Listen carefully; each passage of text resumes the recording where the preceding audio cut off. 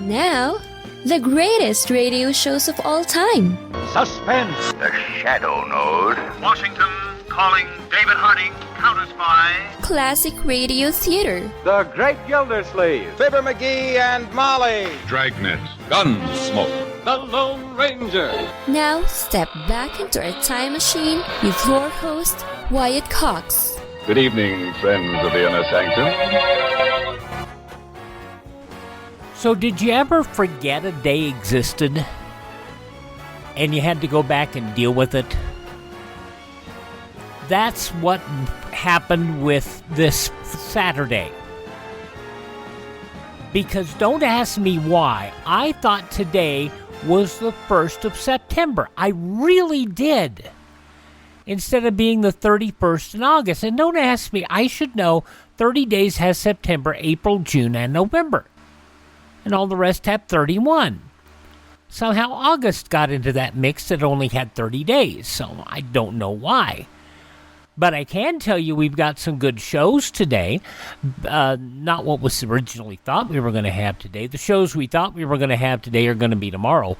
With Barrie Craig, Confidential Investigator today. Dragnet, Crime and Peter Chambers starring Dane Clark. An episode of Suspense from 1958, Agnes Moorehead, in the Ray Bradbury story of The Whole Town is Sleeping. And an episode of Claudia. That's all straight ahead on this Saturday. Yes, it is Saturday. Yes, it's the 31st day of August. And this is the 244th day of the year, 122 days left. Thomas Edison received a patent for his kinetoscope, and moving pictures were born on this date in 1887. 1888, Mary Ann Nichols, considered to be Jack the Ripper's first victim, found murdered in London. Actor Robert Mitchum arrested in a Hollywood drug raid on this date in 1948. He would later be found guilty of criminal conspiracy to possess marijuana and was sentenced to 60 days in prison. Trinidad and Tobago gained independence from Great Britain on this date in 1962. And in 1978, William and Emily Harris, founders of the Symbionese Liberation Army, pled guilty to the 1974 kidnapping of newspaper heiress Patty Hearst. In 1980, Poland's Solidarity Movement founded, had when an agreement ending a 17-day strike signed in Gdansk. 1986, a small private plane and an Aeromexico jet collided in midair near Los Angeles International Airport, dropping bodies and debris on Cerritos, California. 82 people killed. The fire was tremendous, and then I saw the youngest boy kind of stumble out of the wall there. I went back and I got him. I helped him out. That man, Wayne Wilson, lived where the jet came down. He lost half his house, as he told reporters his neighbor's house was totally destroyed. In 1988, a Delta Airlines 727 crashed on takeoff from Dallas's Fort Worth International Airport. Investigators later blamed the crash on the crew's failure to set the wing flaps properly. We never got going. You could hear the thing. You could hear this noise, so you knew something was real wrong. And the plane's doing this, so yeah, you know something's real wrong. That man survived the crash, but 14 others were killed.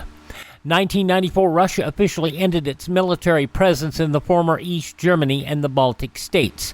In 1997, Princess Diana and her companion, Dodi Al-Fayed, killed in a car accident in Paris on this date in 1997. Reports just in say that Diana, Princess of Wales, has been seriously injured in a motor accident in central Paris. The French news agency quotes Paris police as saying that another person, so far unidentified, was killed in the accident, and that her companion, the Egyptian-born businessman Dodi Al-Fayed, was also injured. A storm of controversy followed the crash, including claims that the crash was orchestrated by the royal family, charges that were dismissed in 2006. Princess Diana was 36. Stolen on August 22nd of 2004, Edvard Munch's famous painting The Scream, recovered on this date in 2006 from a raid by Norwegian police. The paintings were said to be in better than expected condition. In 2006, Iran defied a UN deadline to stop enriching uranium. In 2009, Walt Disney Company announced it was acquiring comic book giant Marvel Entertainment for $4 billion. And in 2010, President Obama ended the U.S. combat mission in Iraq, declaring no victory after 7 years of bloodshed. Among those passing away on this date in history, boxer Rocky Marciano, actor, director, producer, screenwriter John Ford, actress and dancer Sally Rand, the lady who wrote Sorry, Wrong Number, Lucille Fletcher, pianist, composer, bandleader Lionel Hampton.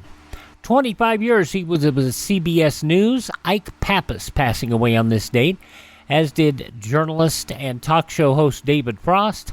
And from Big Fat Greek Wedding and Room 222, actor Michael Constantine, passing away on this date in history. Among those born on this date, Arthur Godfrey. But how about some of that chicken noodle soup for spring? You cook it in 10 minutes. Makes 4 to 6 servings each, depending on whether you really love soup or not. You just want a little bit. All you want is just a little cup, a little bowl. As you start the meal, it's good for you inside. There's plenty of noodles in there. And there's chicken there, too. You won't find it, but it's there. There's chicken. Guaranteed there's chicken. Guaranteed. If you find any, bring it to us, will you? But it's there. Not a really nice man, but a wonderful television and radio host, Arthur Godfrey, born on this date in history. Also actor Frederick March, actor Richard Basehart, journalist Daniel Shore, composer Alan Lerner. Also Buddy Hackett, a very, very, very funny man, and actor James Coburn, all born on this date in history. Hi, this is Jeff Foxworthy. It is now time for the birthday announcements. The following people are now officially older than dirt. Topping the list, a singer, musician Van Morrison, 79 years old today. Have I told you lately that I love you? Have I told you there's no one above you? Fill my heart with gladness, take away my sadness. Ease my trouble, that's what you do. Such a wonderful song. Van Morrison, 79 years old today. You didn't know him for being musically inclined, but he proved he could do it in Chicago. Richard Gere is 75 today. Here from the old razzle-dazzle.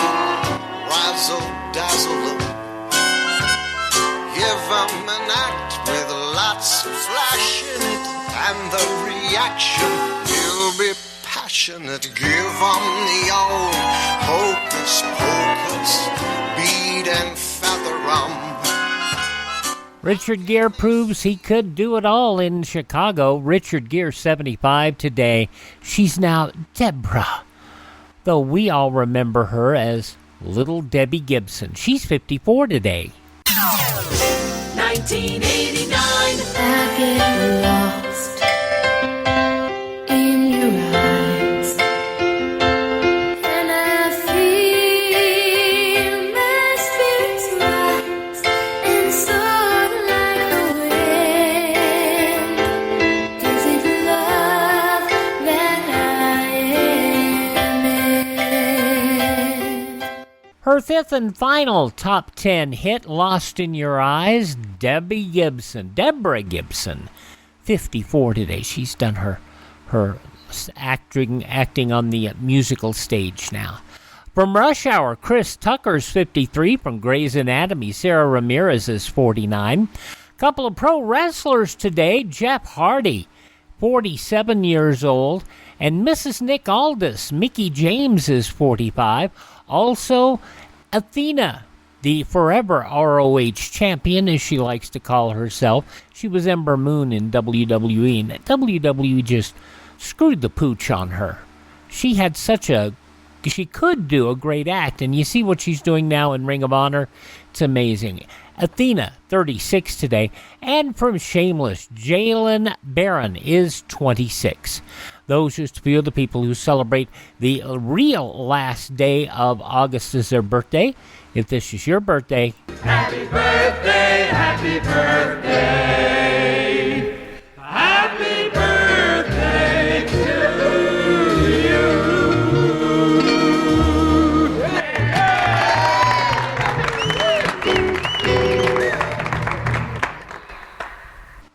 get rolling here on this Saturday Classic Radio Theater with Wyatt Cox with an episode of Barrie Craig Confidential Investigator starring William Gargan 70 years ago, August 31st, 1954, and we're going to spend a lot of time on that date, starting with this, and Hay is for Homicide.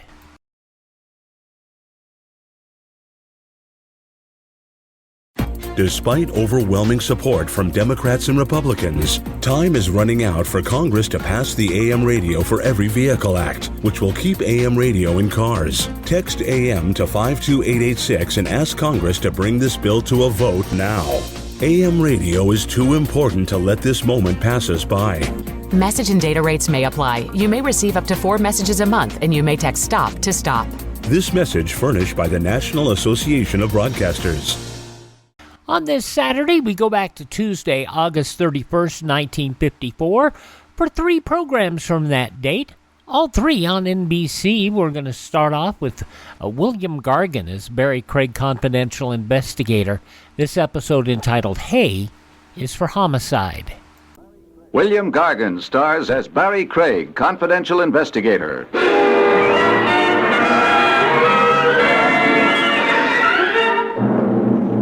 Someone once said that murder is a fine art. There's a catch, though. If you're a successful artist, they hang your paintings. If you're a successful murderer, they hang you.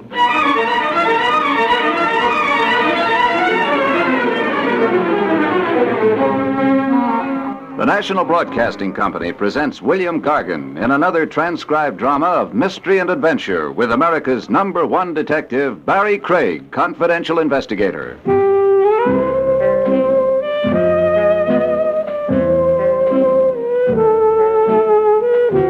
Barrie Craig speaking. Even confidential investigators need a vacation. Sometimes they've been known to take one. The place I'd chosen was Vermont. The main reason for that was Jake. He was on vacation, too. He decided to come home and see if he'd been smart in abandoning Vermont to run an elevator on Madison Avenue. Say, Jake. Yeah? What's the verdict? Madison Avenue. Why? Is Madison Avenue dark and quiet like this? Nope. Is Madison Avenue surrounded by tall trees, cooled by gentle breezes, filled with the fragrance of unspoiled nature? Nope. Now, what's Madison Avenue got that this place hasn't? Girls. Well, you may be right, but... Or you may be wrong. That came from directly up the road. Nice night for a hayride. Is it? Yep. Could have been a giggle. A rather loud giggle. Girls got very loud giggles sometimes, especially on a hayride. Oh, Jake, stop pulling my leg. Hey, wait a minute. What's that in the road up ahead of us? Hay wagon. I refuse to believe it, but it is filled with hay. Usually are. There's a horse out in front of it, but where's the driver? Say, Jake, would he have gone off and left the wagon out in the middle of the road? It ain't too likely. No. I'm coming up on that wagon. That girl, if it was a girl, didn't giggle. She screamed. I'd better take a look around in the hay. What for? Anything larger than a needle. Yeah, there's plenty of hay up here. Anything else? No, Mr. Craig? I was rushing things. There is something else up here. What? A man. A very pale man. What's he doing up there? Nothing. Just being dead.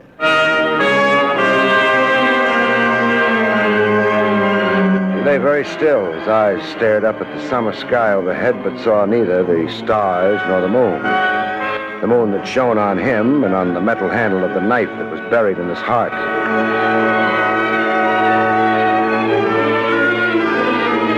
He was wearing overalls and a work shirt.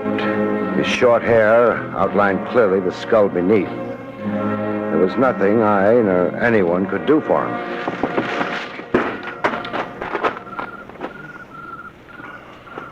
Murdered? Yes. Anything on him? No identification at all, Jake. We need a phone. Past farmhouse, half mile back. Now, let's go. Think it's all right leaving him there? He won't mind.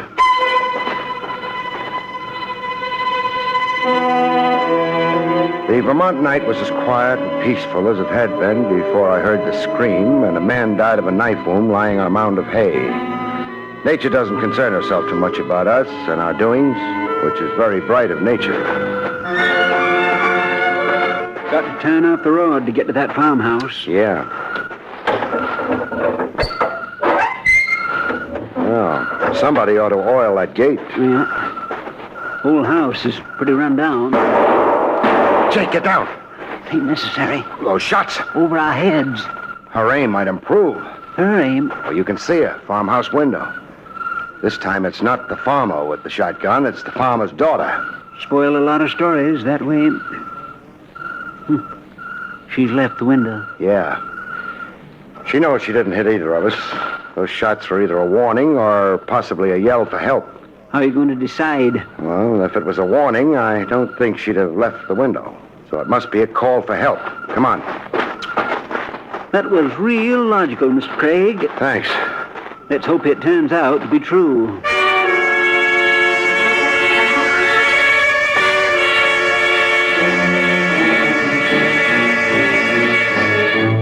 There were no more shots, which did or didn't prove I'd been right.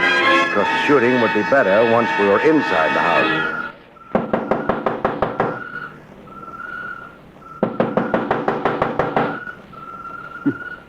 First time I ever heard of targets knocking on the door. The lady may have had all the target shooting she wants. Who's there? Barrie Craig and Jake. Hello? Barrie Craig Yeah. and Jake? Me. Neither of you look very terrifying. Is that bad? Oh, no, it's nice. Please come in. Thanks. Please, make yourselves comfortable. Nice room. Rustic, perhaps, but I like it. Do you like being a farmer? Or maybe I should say... Farmer's daughter? Very much. Almost as much as you like firing guns at strangers? Oh, but I didn't know whether you were strangers or what? Or dead men.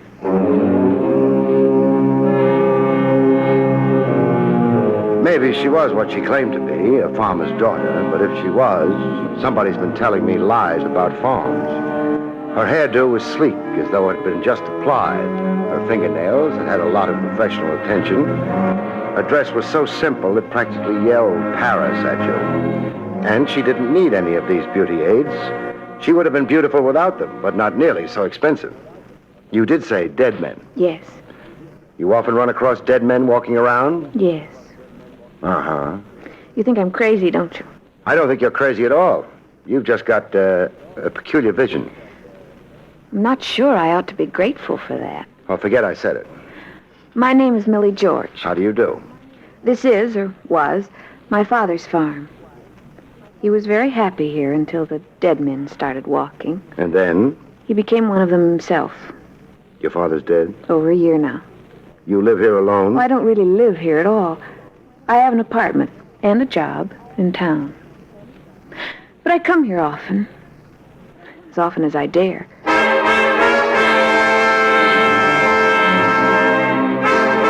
My fingers idly traced the pattern in the inch-deep dust on the table next to my chair. Inch-deep dust. Millie George was very lovely. She told her ghost story neatly, but she was also a complete liar. I think maybe we'd better skip the Walking Dead for a minute. There's something more urgent that's got to be done. Where's your phone? I'm afraid there isn't one. Father never cared for what he called mechanical murderers. Murderers? He meant things that killed time, interrupted work. I see. Destroyed quiet. I see. That's too bad.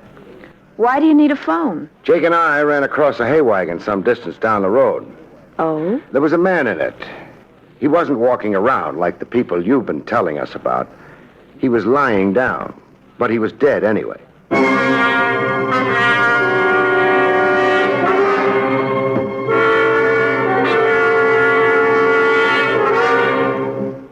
If I'd been looking for a reaction to my words, I would have been disappointed. Millie George took the news with not a flicker of anything except polite interest. But I wasn't disappointed. I'd expected that reaction. The police like to be told about stray corpses. I suppose so. I think the gardeners have a phone. Where would I find them? Well, their house is about a quarter of a mile further down the road. Oh, good. Jake. Ready? By the way, this man, what did he die of? A knife in his heart. Oh, suicide? The angle of the knife's entrance wouldn't be right for suicide. Oh, then it was... Murder. How dreadful. Yes, terribly dreadful. So long.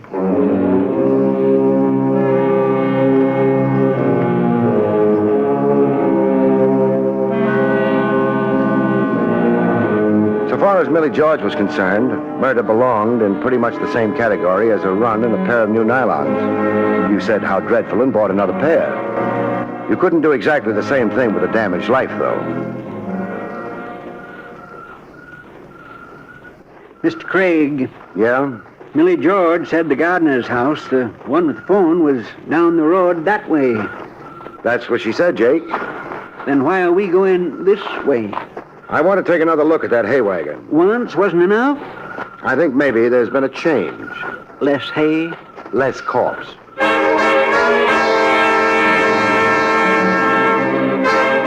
It's a nice road to be taking a stroll on in the cool evening. It would have been an even nicer road if there hadn't been a hay wagon in the middle of it. Still there? Yeah. The horse must be getting lonely. Being a farmer, you get a wrong angle on a horse. You don't think being a horse's chum is romantic. I'll never say hello to a horse again. Excuse me. You're getting pretty spry at climbing hay wagons, Mr. Craig. Just practice, that's all. Mr. Craig? Counting the hay up there? No, just confirming a guess. Less corpse? No corpse.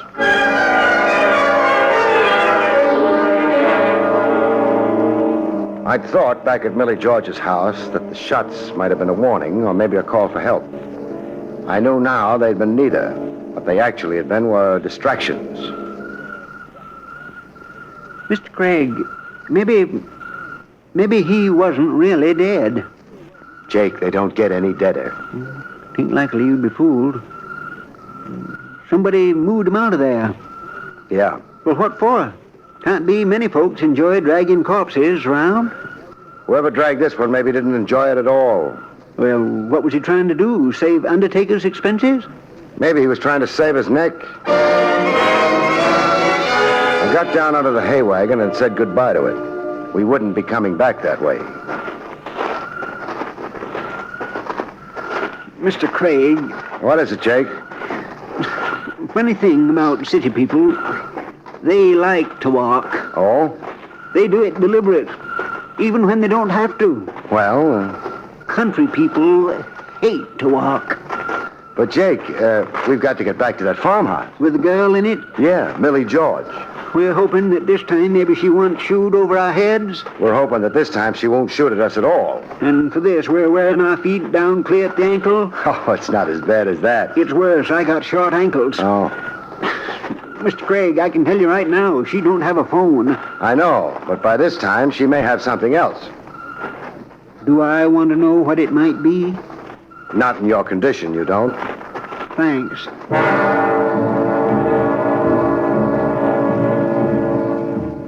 We didn't have much farther to go, which was just as well.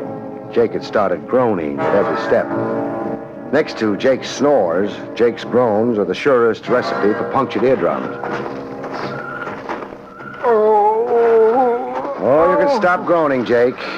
We're at the house. Oh, dear, if I got strength enough to lift my head. At the house. Think you can make it inside? Oh, dear. I can try. Fine.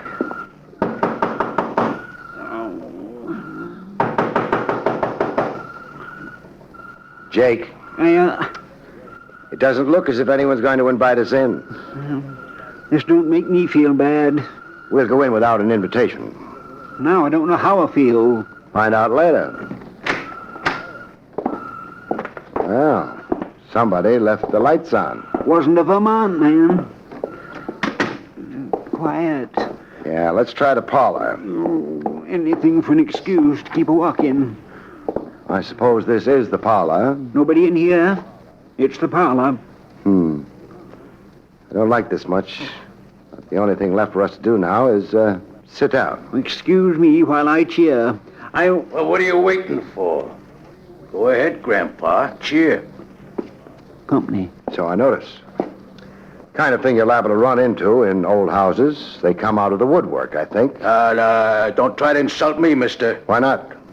Anything you're liable to say is liable to be true. Don't be foolish. I don't use that kind of language. You also ain't using the kind of language I would like to hear. What language would that be? The one telling me where the baby is buried? A boy or a girl, baby? Jake. Oh, that Grandpa's a joker. Grandpa could easy get his head knocked off. Put the gun down, son, and Grandpa will be glad to tangle with you. I ain't putting no guns down. And when I say baby, you know what I mean. You mean something worth money? Oh, you are a bright one. Okay, so where is it? Even if I knew where it was, I wouldn't tell you. Why not? You've got the wrong RH factor. Wrong? Well, supposing I could get a hold of the right one. It wouldn't buy you the time of the day from me. Language like that's gotten guys killed before this, mister. So have guns like that. Well, this is kind of fancy, but it ain't very productive. What makes you think I know anything about the baby? You're in this stump, ain't you? I'm in it. So what are you doing here? Looking for a beer? It so happens I'm looking for a corpse. Well, you're gonna find one. Your own. Only ain't gonna be in no condition to appreciate it. Funny thing, you didn't show any interest in the corpse I'm looking for. Whose it might be, say. Mr. Corpses is dead. They don't bother me. It's the live operators you gotta keep in mind. Like you and Grandpa. How about the girl? You just leave her out of this. She's for me. Oh? And why do you think I was called in?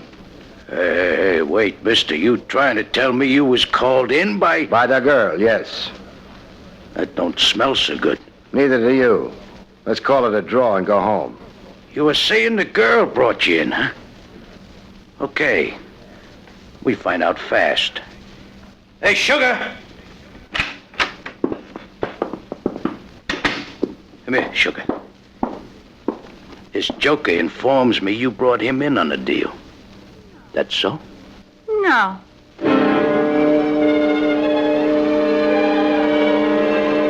I had a long look at the girl who'd come into the room.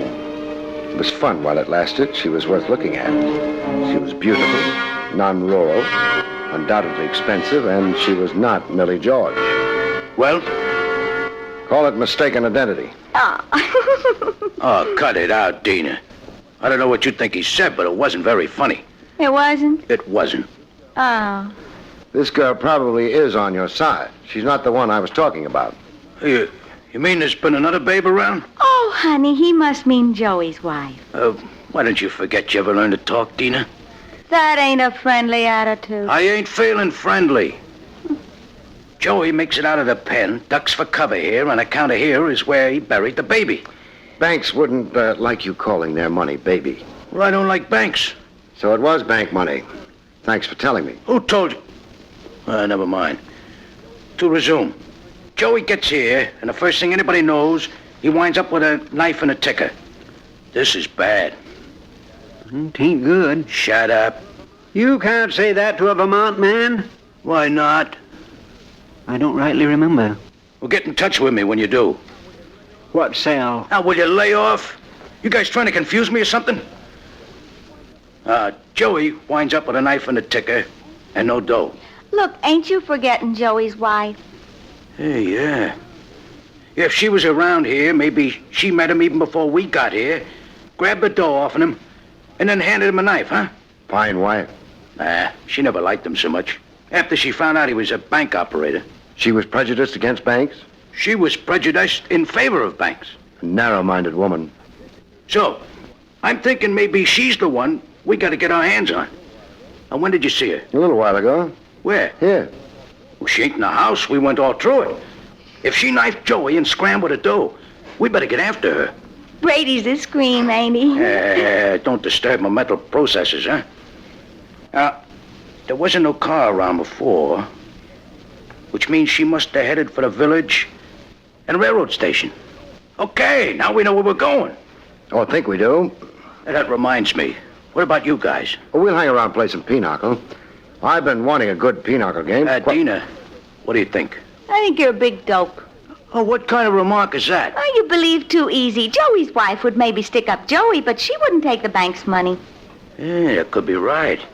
Yeah, but maybe... These characters, you ought to... Don't pay any attention to her, Brady. She's a bitter woman. Just shut up. You know what I say? I say get rid of them, and then we'll have lots of time to find the money. Yeah, you could be right. She could also be wrong. All right, so she's wrong. What do I lose if she's wrong? Mr. Craig's life and mine? In my line of business, I can't afford to be sentimental. If you die for nothing, I shall be sorry. But not very sorry and not for very long. Okay, here. Please, Brady. Huh?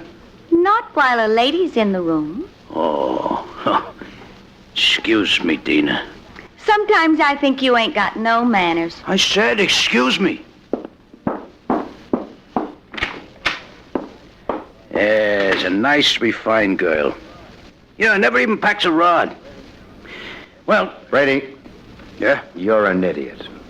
Well, that could be. You think Dina's really going to wait for you? In that car outside? Well, sure. Me and her is personally very friendly. That was before the bank money came up. Why shouldn't she wait for me? And share your execution? Who's getting executed? I knock you guys off, we find a dough, we get out of here. Nobody knows who's even around. Dina gets out of here, you mean? You don't. The cops will pick you up in a few hours. Hey, you keep saying she won't wait for me. That's what I keep saying, because it's the truth. Would you like to test her before sticking your neck away out? What kind of test? Fire 2 shots into the floor. What for? I got nothing against the floor. Oh, forgive me. You haven't got brains enough to be an idiot. Fire these shots, and it'll sound to Dina as though you shot Jake and me. Then if she waits for you, fine. You can go ahead with your original plan. But if she doesn't wait, if she scrams as soon as she hears those shots... Hey, it's an idea. You know, it's even a good idea. Okay, boys, just don't get alarmed. Yeah, you shouldn't have insulted Dina. She's okay. So just for insulting her, I'll kill you anyway. Shut up. Listening, Brady? Hey, Dina! Hey, Dina! A man betrayed. Craig, you was right. I feel terrible. You should. But I don't understand Dina crossing me like that. What'd she get out of it? How much money was in the bank job? Here, around 30 grand. She gets 30 grand out of it. Huh? But she... Were you and she together all evening? Well, no, but... You came down to this house? Why? Well, we figure this is where Joey's gonna head, once we hear he has departed from the pen. But Joey don't show. Then you tell me Joey is now a corpse. Pretty plain what happened. One way or another, Joey latched onto a pair of overalls and a work shirt, plus 1 wagon filled with hay. He dug up the money from wherever he'd hidden it and headed for this house. But before he got here... He runs into trouble. He ran into Dina. Now it begins to clear up. And Dina takes him for the dough, huh? She takes him. I could have figured it out for myself. Yeah, all you needed was Mr. Craig's brains. Better he should have them. What would I do with them? You've got a point. And so's your head. Please, Grandpa. Dina does not wish to share this here dough with me, so she tries to get me to knock you guys off, then get picked up by the cops while she's traveling very fast in my car. Hey, this is revolting. It is. You know, you do very good guessing. No guessing. No? How'd you know Joey was an escaped con? I mentioned the fact that he was pale and that his hair had been cut short. That was enough. Farmers don't work indoors in the summer. They couldn't be pale. And why did Joey dress up like a farmer? Because he wasn't one. Escaped convicts are pale, have short hair, and seek a disguise. You know something, Craig? You're so smart, I'm beginning to worry. What about? Well, what kind of securities us criminals gonna have if private eyes like you go around being smart all the time? The same kind of security you've always had. No security. Well, just don't dwell on that there. I got something else to worry about. I gotta figure out a way to get hold of Dina before she scrams out of the country with that dough. But Brady... Huh? Dina doesn't have the money.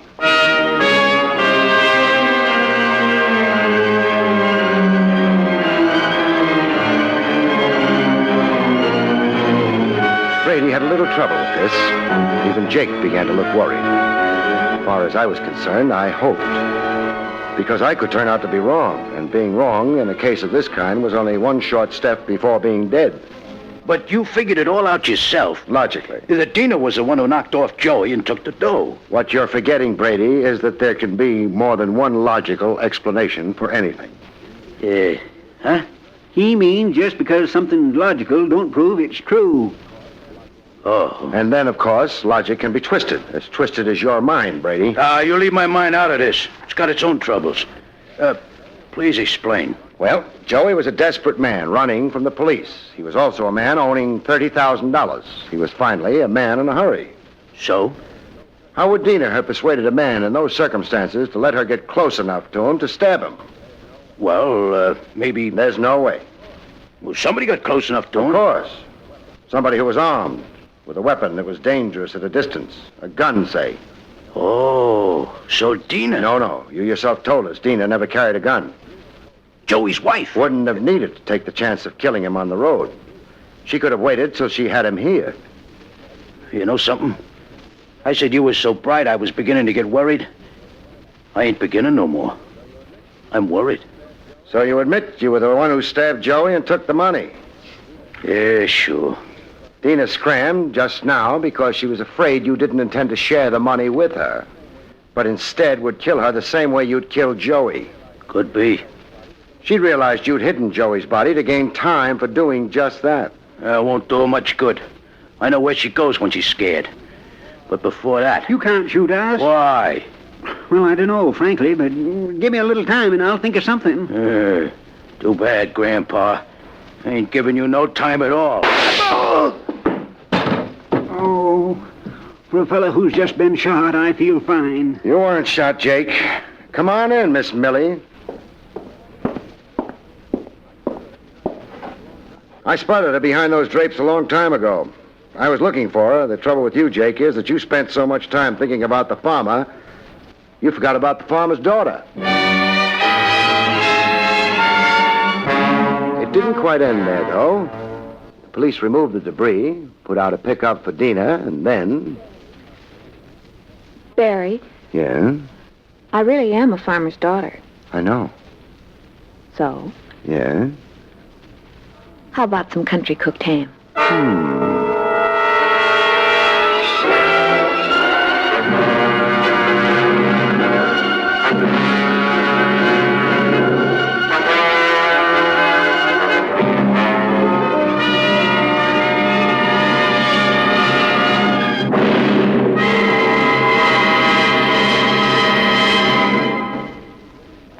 You have been listening to William Gargan in another exciting transcribed mystery drama from the adventures of Barrie Craig, confidential investigator. Tonight's story, Hay is for Homicide, was written by Louis Vittes.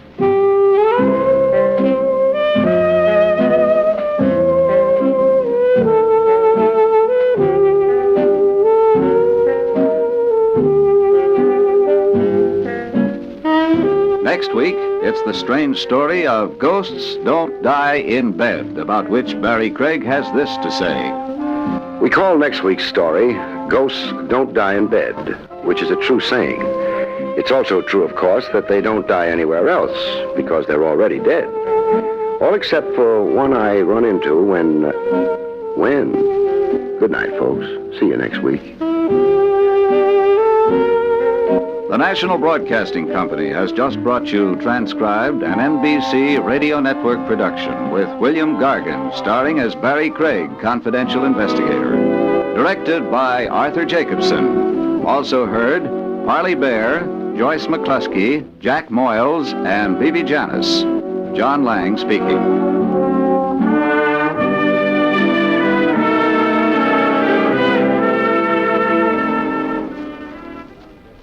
The aviation age of America is now in progress and calls to young Americans to keep in step by becoming members of the United States Air Force.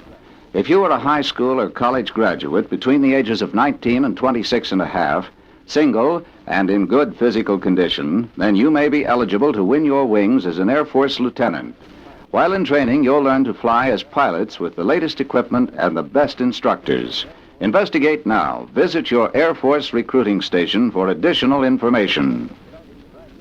There's another exciting Dragnet adventure tonight on most NBC radio stations. And we'll hear from Jack Webb and Dragnet coming up, in a few minutes here. That was from 70 years ago, Tuesday, August 31st, 1954. Barrie Craig, Confidential Investigator, starring William Gargan. The story of how he lost his voice and went from acting to producing and directing is one that is truly sad. Cancer took his voice and his voice box. And for such a fine actor to lose a career that way was sad. But we will hear some of the news from Tuesday, August 31st, 1954 in a moment.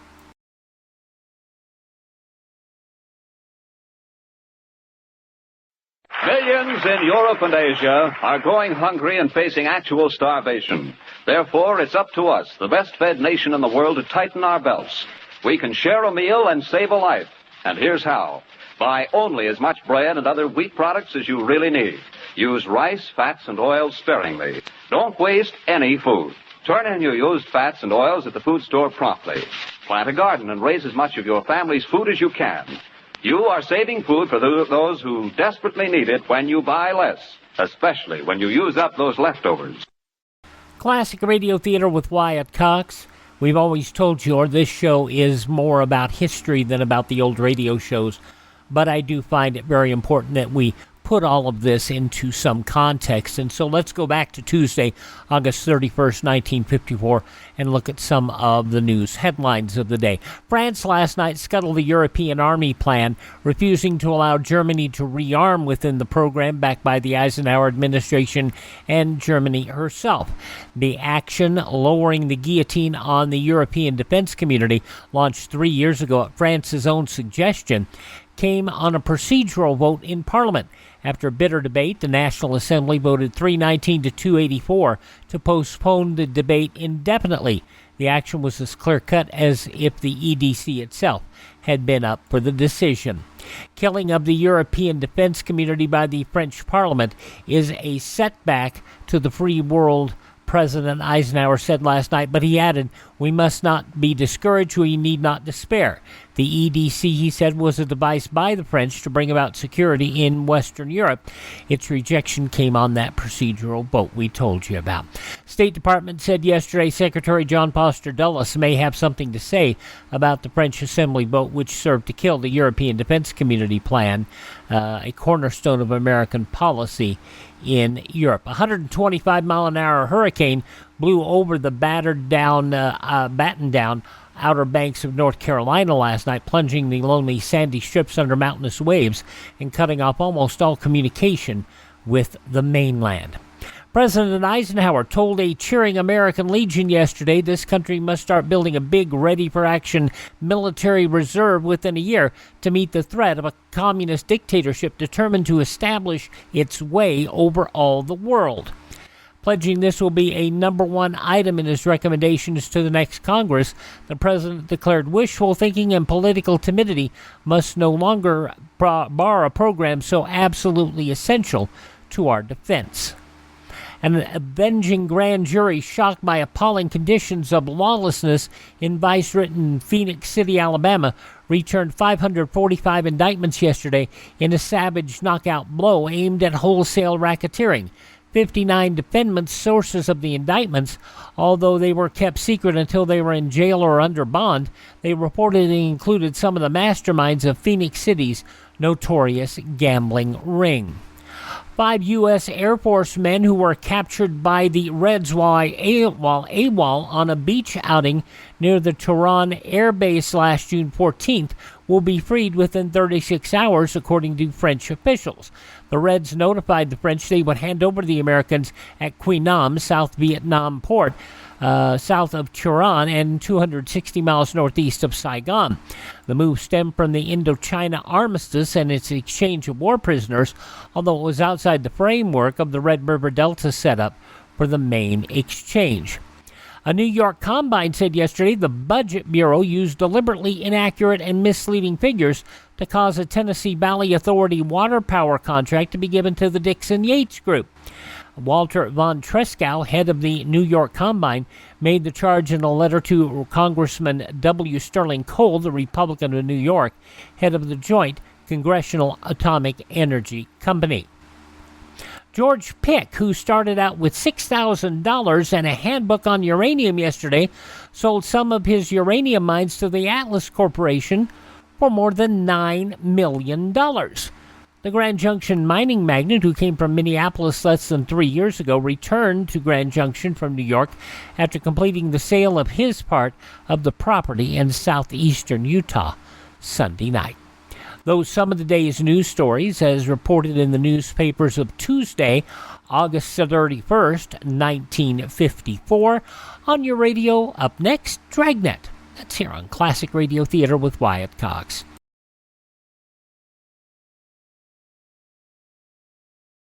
Yes, the purchase of war bonds has become the most important objective in the life of Jeb Creaker and millions of other Americans who are now investing at least 10% or more of their total incomes in war bonds and stamps. 10% or more of your income invested in war bonds and stamps is your personal quota. Put your fighting dollars out there on the battlefront beside our fighting men. Join a payroll savings plan where you work and pledge yourself to top that 10% today. This is Larry Elliott speaking. This is your country. So many of you said you really enjoy the news portions of the show and how we put all of these shows into context. Would you do me a favor if you really do enjoy that? Let people know that we're out here. That's the most important thing. We no longer have the 100 radio stations backing this show, backing this podcast. So please share these shows with your friends. Rate or review the shows on however you listen. Visit our webpage, classicradio.stream, and do whatever you can to make sure people know we're there. And by the way, you're always dropping us buy me a coffee over at classicradio.stream. That makes a big difference as well, so we can do a little bit of promotion. We don't have a lot of money to do it, but we will be doing some promotion. Let's roll on here on this Saturday Oops edition of Classic Radio Theater with Wyatt Cox. Yes, I actually did forget there was an August 31st. I went from August 30th to September 1st and forgot the 31st. But what can I say? We can't forget Dragnet with Jack Webb. This goes back 70 years ago on that same Tuesday, August 31st, 1954. This episode entitled The Big Office, and no big going out in the field. A lot of in-office work for Friday and Smith.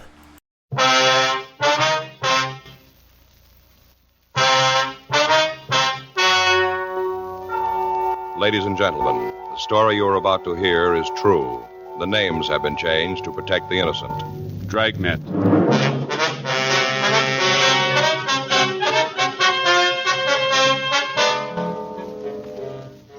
You're a detective sergeant. You're assigned to the business office. Past records show that you can expect 170 crimes to occur in the city during the next 24 hours. You don't know where. You don't know when. Your job, handle them.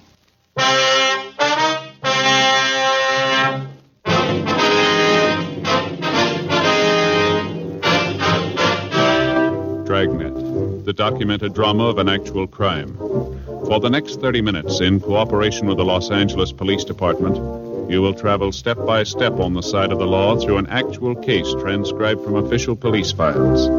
From beginning to end, from crime to punishment, Dragnet is the story of your police force in action. It was Saturday, July 10th. It was hot in Los Angeles. We'd been assigned to the business office, morning watch. My partner's Frank Smith. The boss is Captain Gilbert.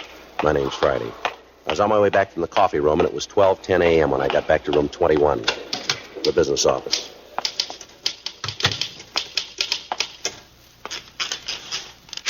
Well, file that. Under A. Who you talking to, buddy? Oh, hi, Joe. Hi.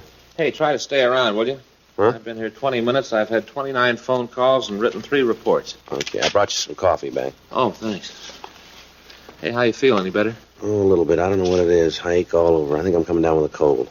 That's too bad. A lot of that going around. Yeah. Where's Skipper? They ran over to the crime lab. Want to talk to Pinker. Mm-hmm. How about the pool cards? You check them? Yeah, the book's here someplace. There it is, right on that paper there. No, over there. There. Oh. Yeah, 5 of them out. Checks in the book. Mm-hmm. Yes, ma'am. Something we can do for you? You a detective? Yes, ma'am. That's right. All right, young man, my car's been stolen. All right. I told one of the officers on the corner about it, but he said it might work faster if I came up here. Yes, ma'am. That's right. The car's stolen. All you've got to do is go out and find it. Just find my car. What kind of a car is it? Well, it was a brand new Chevrolet. That's 1954. That's right. Bel Air with the windows that fold down. All right. Now, we'll need to know some more things here before we can start looking for it. Yes, what's that? Your name? Avis Bowen. Mm-hmm. That's A-V-I-S. Well, that's right. There's no other way to spell it. Avis Bowen. Yes, ma'am. Do you have a middle initial? R. Hope you're not going to ask me what it stands for. No, that won't be necessary. There isn't anybody that knows what my middle name is. Yes, ma'am. All we want is the initial. Well, that's all you're going to get. All right, Mrs. Bowen. It's Miss. All right. What's the license number? Oh, well, now, I think it's 1U44441. All right. Wait just a moment, please. Who are you calling now? DMV. Well, who's that? Department of Motor Vehicles. Oh, my, all this going on. It's a wonder you ever catch anybody. Hi, Harry. This Friday over at the business office. California license 1 Union 44441. That's right. Tell him it's a Bel Air with the windows that fold down by themselves. Yes, ma'am, I'll do. Doesn't it? Well, hold on here. You sure about that license number? What do you mean? Well, it kind of looks like you made a little mistake, Miss Bowen. I did not. The car's stolen. Yes, we understand that, but you gave us the wrong license number. 1U44441. I remember it because of all the fours. Harry, I'll call you back. Miss Bowen, that number's registered to a 1940 Studebaker. My license number? Well, I don't know, but the one you gave me, yes, ma'am. 1954 Chevrolet Bel Air. Windows that fold down by themselves. Yes, ma'am, I understand. There must be several hundred cars that look like that. You've seen them before. Well, you act like you've never seen a car like that. There are lots of them around. Mine's light blue with a gold on top. Uh-huh. We still need the license number. Do you think you have it at home? Yes, I guess so. All right, fine. If you'll phone it in to us, we can start looking for it.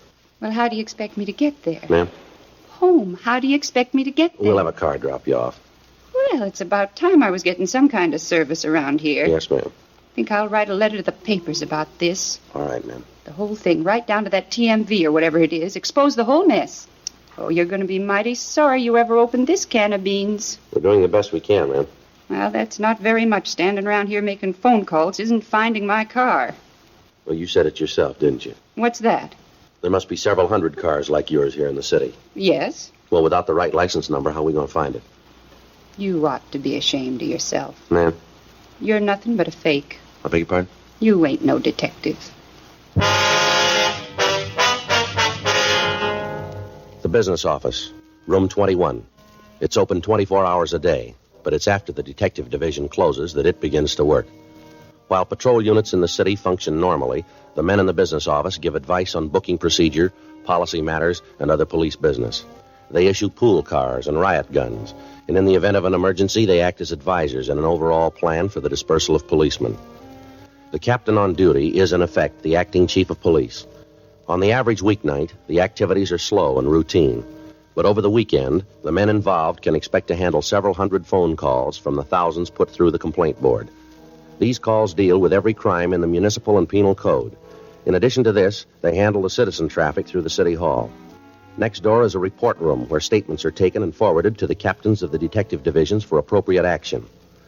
Frank and I had checked in at 12 midnight, and for the following half hour, we did business as usual. At 12:41 a.m., we got a hotshot call reporting the sound of shots in the 4200 block on Albany Street. At 12:43, the call was changed to a shooting and ambulance follow-up. At 12:45, the hotshot phone rang again. Is that the shooting? Yeah, it's a homicide now. You gonna call a unit? Better have them check it, yeah. Mm-hmm. Same address as the shots? Couple of houses down.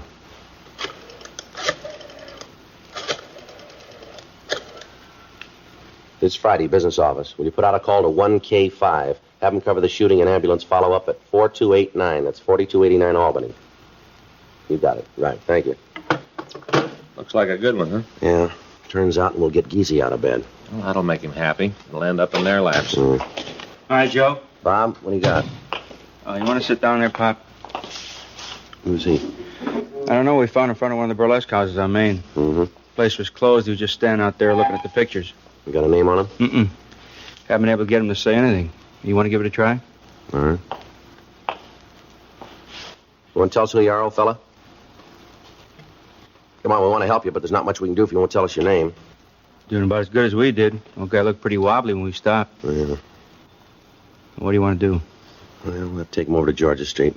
Wait a minute. You got a wallet? All right, let me look at it, will you? Maybe there's something in here that'll help us. Yeah. And the money? No. A few cards here. Nothing with a name on it. What's that one there? Something written on the back. Looks like a phone number. Yeah, that's what it is.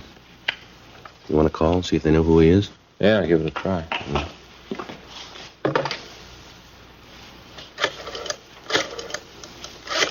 Now, you just sit still right there.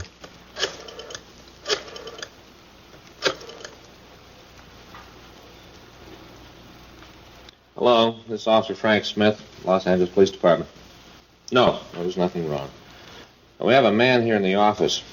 He's carrying a card with his phone on it. Wonder if you can tell us who he is. Yes, ma'am. Well, he looks to be in his late 70s. He's got white hair. That's right. Always wearing a brown wool sweater, black pants, and a black felt hat. That's right. You want to give me that again? Mm-hmm. No, he's all right. Yeah. That's right. We'll have him brought home. Right away. Yes, ma'am. Thank you. Now we got it. His name's McKinley Dunn. He lives out on Vincent Avenue in Highland Park. Talked to his daughter. Yeah. She says they got into an argument after breakfast. McKinley here just got up and walked out of the house. She hasn't seen him since. Pretty worried about him. It figures. Says he's always kind of independent. Well, I better run him home. Huh? Hey, you want us to take care of it? No, we can't have you out of service that long. I'll call Highland Park, have them pick him up. You want to take him over to York Boulevard and make the transfer there, Bob? Sure thing. All right, thank you. All right, Mr. Dunn. Here you are. Let's put this back in your pocket. Come on, sir. We'll take you home. Thanks, Joe. It's no trouble, Bob. Tell the boys from Highland Park to have his daughter put a card in the wallet with all the information on it. Will you make it easier next time? Sure. The card's not going to do any good, Joe. Huh? The card's not going to help. Daughter says she always puts one in. As soon as the old man gets out of the house, he tears it up. Yeah, I got it. Business office, Friday. Uh-huh. Photographer get there? How many? You get the story? Yeah, we'll bring him in. Do what you can. Right, we'll see you then. That's Sam and 1K5 on the shooting. Yeah. They got 2 suspects in custody. They're bringing them both in. Uh-huh. Third man left the scene. Sam says the accidental death possibility is out now. Yeah. It's a clean case of murder. 10 minutes later, the officers in Unit 1K5 arrived with the 2 suspects. They were identified as Fred and Harriet Purcell. The names were run through R&I, but no record was found on either one of them. It was obvious that the 2 people had been drinking heavily. The husband was taken to the report room while Frank and I questioned the woman. I don't remember too good. Everything seemed to happen so fast. Just all of a sudden there was this kind of noise and Norman was dead.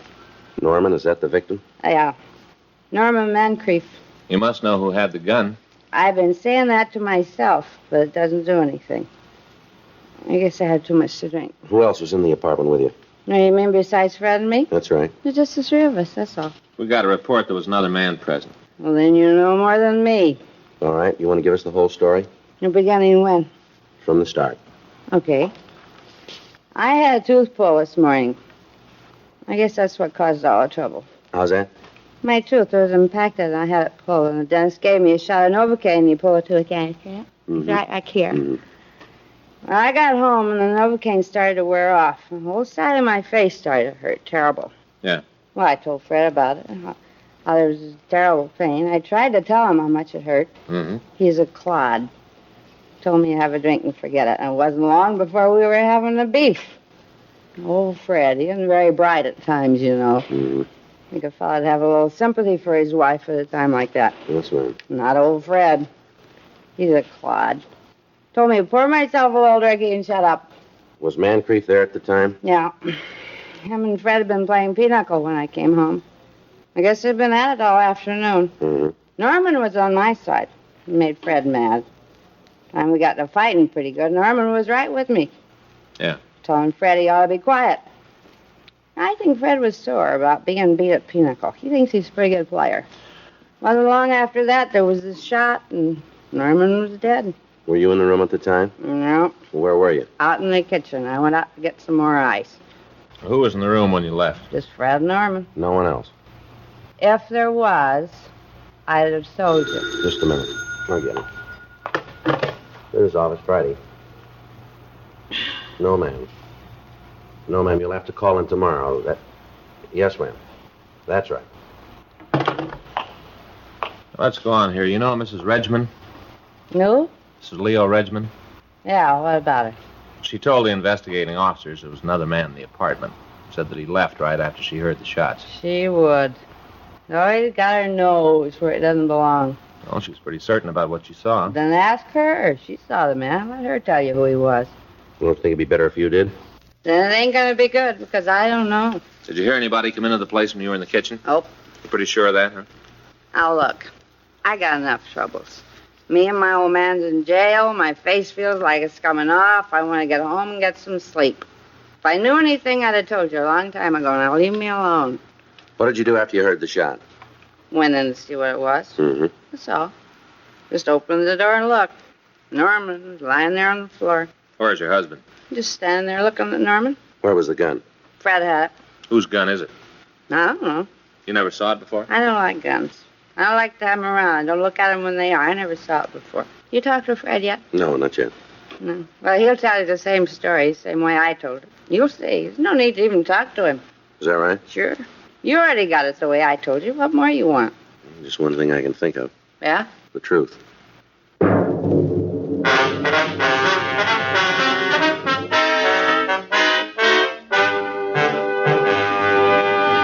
You are listening to Dragnet, the authentic story of your police force in action.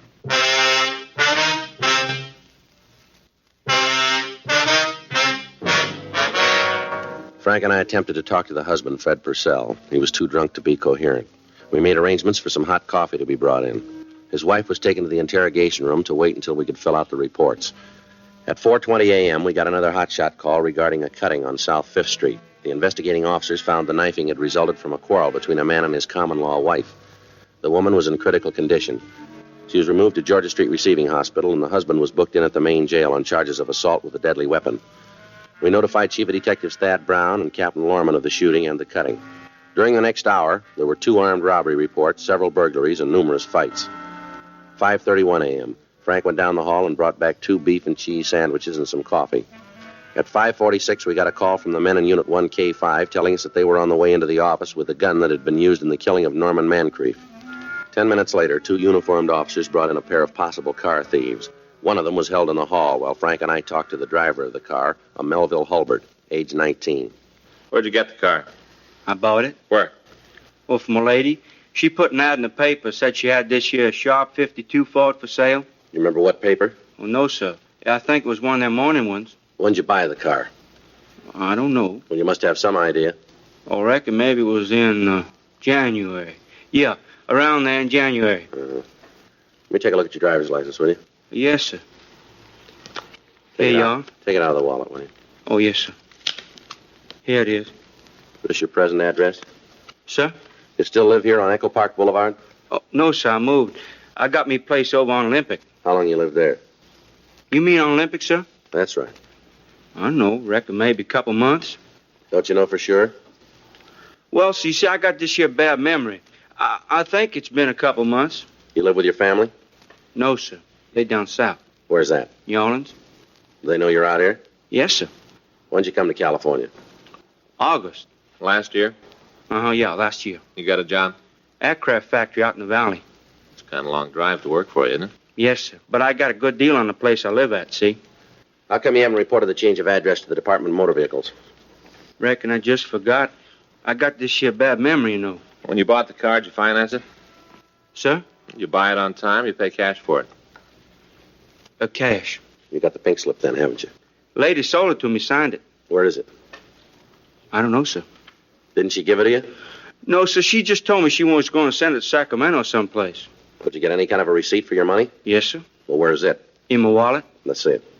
Yes, sir. I got it right here someplace. Pretty funny about this. What's that? Well, I wouldn't steal no car. It's pretty funny you think I did. Mm-hmm. All right, now how about that receipt? Have you found it yet? Yes, sir.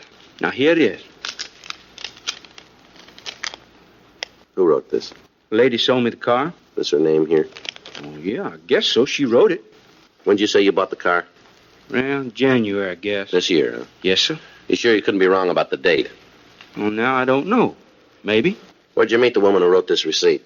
At her place? Where's that? Out in Westwood. I think that's what you call it. Apartment out there. You remember the address? No, sir. Haven't got any idea at all where it is, huh? Well, it was up on Wilshire. I know that. Apartment on the second floor. Mm-hmm. I think it was number B or something like that. I don't know. Right. Yeah, I'll check. Now, what'd you make all that big deal about when I bought the car? Date on the bill of sale is a year ago. Oh, somebody must have made a mistake. Yeah, we knew that when you walked in. We're trying to find out who. What do you got, anything? Yeah, it checks out. Names in the book. List Department D. Yeah, now that could be it. I know that it was on the second floor. Looks right out on Wilshire Boulevard. All right, Mel. You go over there and sit down. We'll be right with you. It's going to be okay? We'll see. Now, look, I didn't steal that car, mister. I should have told him about how I moved. But I did not steal the car. All right. You go over there and sit down, will you? Yes, sir. What do you think? Well, it seems to check out. Date on the bill of sale could be a mistake. Woman might have just written the wrong year. Yeah, it's pretty close to first. Could happen. Hate to give the kid his first felony booking, don't you? Yeah. What do you want to do? Well, let's hold him over till we can check with the woman, huh? Yeah. Officers? Gonna be all right? We'll see. You ain't gonna send me to jail. No, not yet. You can wait down the hall, will you? Now, long as you know I did not steal the car. We'll check with the woman first thing in the morning. I want to tell you one thing, though. Yes, sir? We're going to give you a break by not booking you right now. Don't make us sorry about it. Oh, no, sir. Thank you. All right, go on. Get out of here. Where's Jimmy? He's down the hall. The officer there will take you. Yes, sir. Officers? Yeah. Thank you again. You hear? Yeah, you take care of that bad memory, will you? I got it. Headquarters, Smith. Oh, yeah. Yeah? What's the address? No, he's not here. Just a second, I'll check. Policeman out in Hollywood wants permission to kill a skunk. What? Wants to kill a skunk caught in a trap. I guess it's all right if it's the only way they can get rid of it. Well, the way he puts it, it is. All right. Go ahead. Yeah. What's that? Well, I don't know. You better check with the watch commander. Yeah. Okay, good night. They got an injured animal report. Turns out the people out there had trouble with skunks, got a permit for the traps, and caught one tonight. Once they had it, they didn't know how to get rid of it. I better make a report on it. Must have been pretty funny. Huh? Officer said we could use the skunk in the department. What was that? Officer said we could use the skunk in the department. Says he'd qualify on the target range any day. I get it. Headquarters Friday. No, we got the word. Where you been? Check out with the lab? All right. No, we'll wait. 1K5. Yeah? They just picked up a third person in the shooting. 3 minutes later, the officers in Unit 1K5 brought in a tired-looking man in his late 20s. His name was Harry Carnell. He'd been drinking, but he seemed to be in complete control of his faculties. We ran his name through R&I, but we found no record on him. The officers also brought in the murder weapon, a .32 caliber automatic. A check of gun records gave us the name of the store where it had been bought and the name of the owner. According to the registration, it belonged to Fred Purcell. The crime lab reported there were no fingerprints on the weapon. We tried once more to talk to Purcell, but again we were unable to. We asked Harry Carnell, the latest suspect, to tell us the story of the shooting. I went up to the place to collect some money Mancreef owed me. What happened when you got to the apartment? Knocked on the door and Purcell let me in. Who was in the room? Just him and Mancreef. That's all, huh? Yeah. All right, go ahead.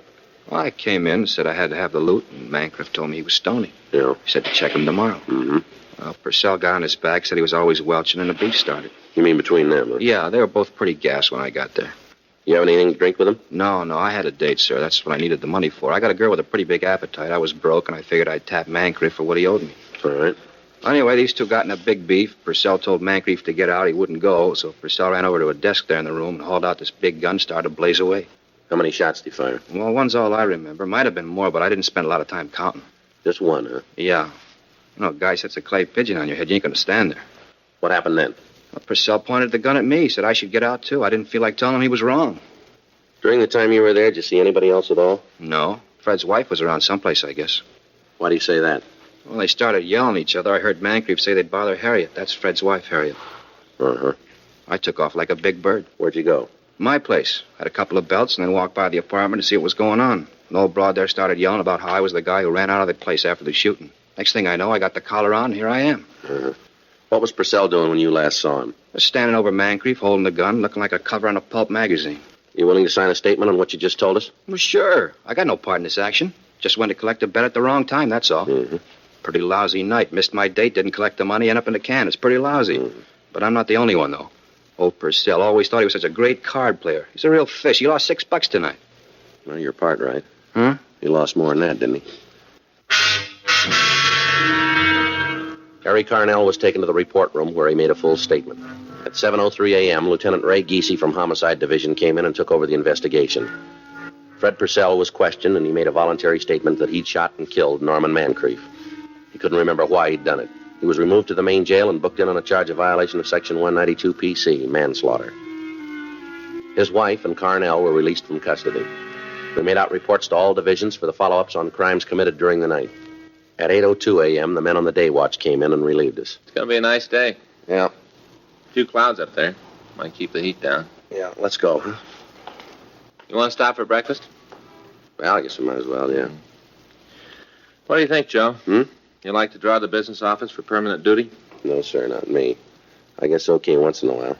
I don't think I'd like it steady, though. Huh? Not busy enough.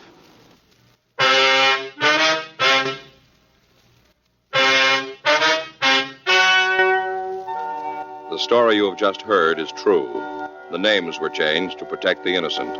On November 18th, trial was held in Department 98, Superior Court of the State of California, in and for the County of Los Angeles. In a moment, the results of that trial.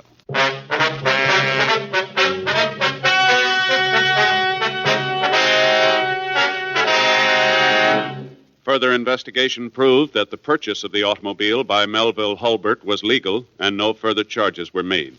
Frederick Neal Purcell was tried and found guilty of manslaughter and received punishment as prescribed by law. Manslaughter is punishable by imprisonment in the state penitentiary for a period not to exceed 10 years.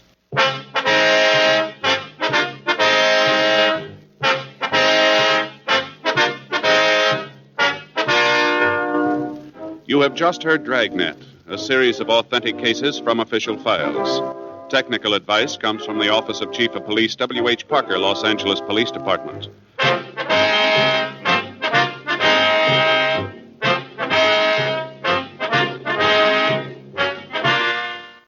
Occasionally we get those edited versions of the shows where all the commercials are taken out of them, and I'm not particularly happy with them, except that they bring you a great show.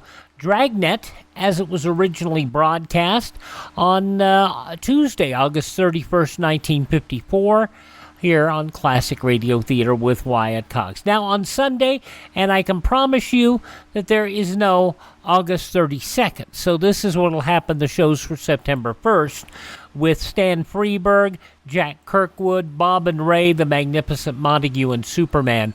That will all be coming up on our next show. Coming up next here, Dane Clark in Crime and Peter Chambers.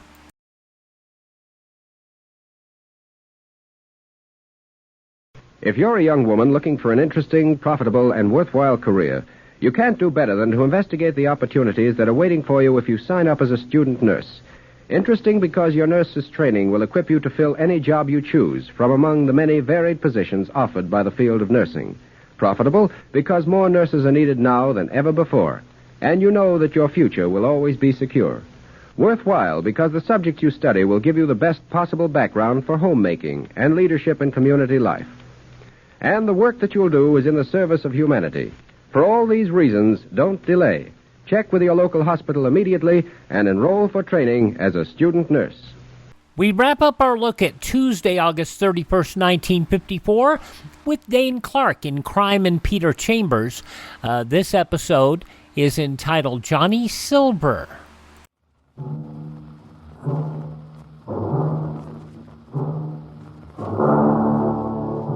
Crime and Peter Chambers.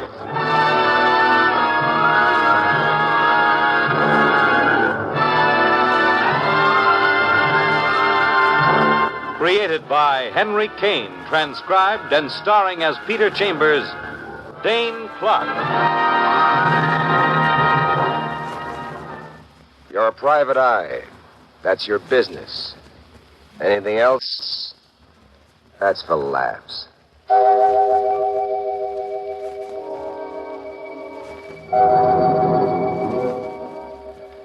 You're not an early go-to-bedder, but this night, for a change, you've hit the sack fairly early.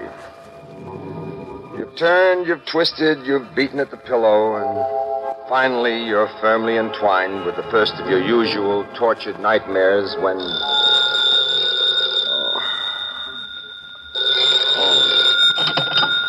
Oh?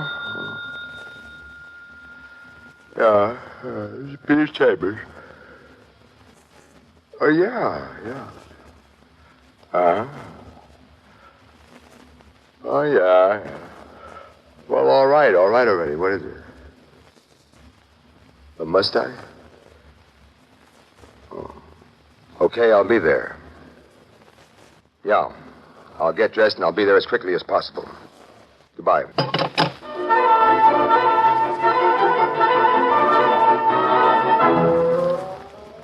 Your midnight telephone caller is Miss Claire Connolly, press agent for a nightclub with the unusual name of the Hot Spot. She worried about a small event that took place there maybe a half hour ago, a little thing called murder. Seems that the main attraction at the club, a band leader by name Johnny Silver, probably the most fabulously successful band leader in America, caught up with a slight but deadly dose of lead poisoning. You throw on some clothes and you hot-footed to the Hot Spot.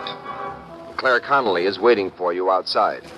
First thing I want you to do, Pete, I want you to look the joint over, just so you know what the setup is. It should have been looked over plenty by now. Don't you have cops? Cops? The place is stinking with cops.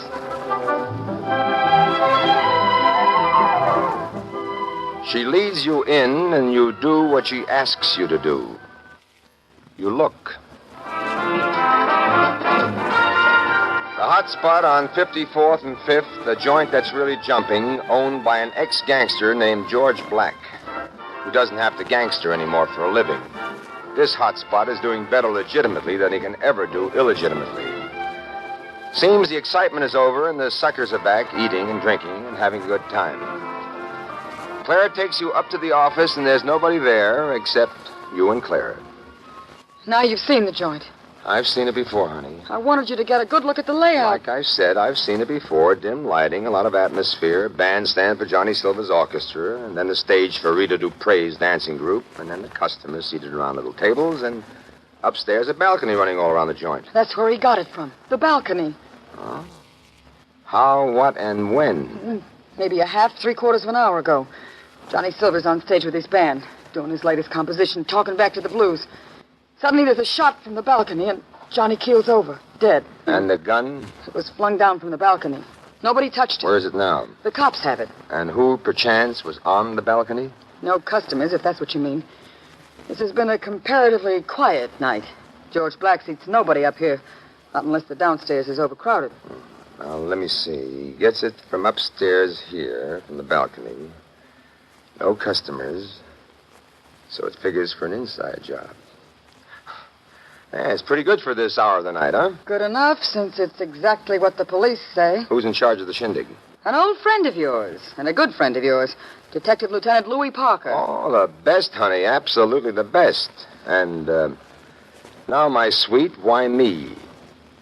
I beg your pardon? Well, why pull me out of bed, unless it's sort of to save your own skin? We've been friends, Pete.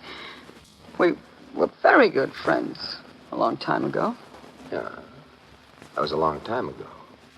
Now, we're friends. Well, it's been established that he was killed by George Black's gun, for which George has a license, of course. The gun was kept in an open drawer, right here upstairs in this office. And I can come and go here as I please. So, that makes you a suspect? Not entirely. But I know that I was heard to threaten him. Whom? Johnny Silver. When? Last night. Where? Right here, in this office. By whom? By Rita Dupre. Well, let's hear about that. There's not much to hear. I found out that Johnny'd been doing a terrible thing. To? Eddie Gale. Eddie Gale. Oh, used to be a drummer with Johnny's band as a ranger. And then he retired, no? Yeah. Eddie's always here at the hot spot. He's here tonight. Anyway, when I found out what Johnny'd been doing to Eddie, I talked to him. To Johnny, here in his office. I'm Johnny's press agent, too. Anyway, the upshot of it was an argument. Johnny fired me. Oh? But that wasn't all. Suddenly, he made a pass at me. We struggled, and I remember my saying, "You ought to be killed. Somebody ought to kill you. Maybe I ought to do it myself." Well, those are threats, all right. Hey, I'm a real smart detective tonight. Well, in the heat of excitement, people say things like that without meaning them. Ain't it the truth? Anyway, Rita Dupre walked in just then, dressed as usual in that sultry dancing costume of hers. She heard me. So? So she'll give the cops an earful, no question. Well, why? I thought you two were friends. Not anymore. Not when she saw me tussling with Johnny. Oh, you mean that Rita Dupre and Johnny Silver... Well, I thought that was a press agent's concoction. It was. But she began to believe in notices. Happens. It's a real cockeyed setup. George Black brought her here from the West Coast because he's nuts about her. He tells me to play up a phony romance between Johnny and Rita for the newspapers. She really starts going for Johnny. And George starts to do a slow burn. And then Johnny suddenly starts going for me. A real merry-go-round. And a deadly one. But I didn't kill him, Pete. Believe me. Well, what about that Eddie Gale deal? What did he tell you? But right there, you get an interruption. An interruption in tandem. George Black and Detective Lieutenant Louis Parker. Well, Petey Chambers. Hi, Louis. I'll go to my grave and you'll pop up, huh? What are you doing here, Pete? Business, former retainer by Miss Claire Connolly, services to be rendered. She may need those services. I'd like to talk with you, Miss Connolly. Outside, please. Certainly, Lieutenant. So you're left alone with George Black. George Black. Big, powerful, and slightly sinister. Well, as long as you're here, pal, you can work for me, too. Like how? Like so. Here you are, pal. I'll take $500 worth of your services. Oh. And the nature of such services, pal? Keeping me out of the jam jar. How far are you in the jam jar? Look, my gun killed him. Everybody around here knows I hated his guts. 'Cause why, Daddy-O? Because I don't like nobody fiddling with my girl. Rita Dupre? Who else? Everybody always blames a guy rather than a gal. I get this straight, I don't care about everybody, I care about me. I'm stuck on Rita, so I can't blame her. But that Johnny Silver, I warned him to lay off. It's like telling a fly to lay off molasses. Oh, excuse me. Rita, baby, come on in. Come on in, sweetie.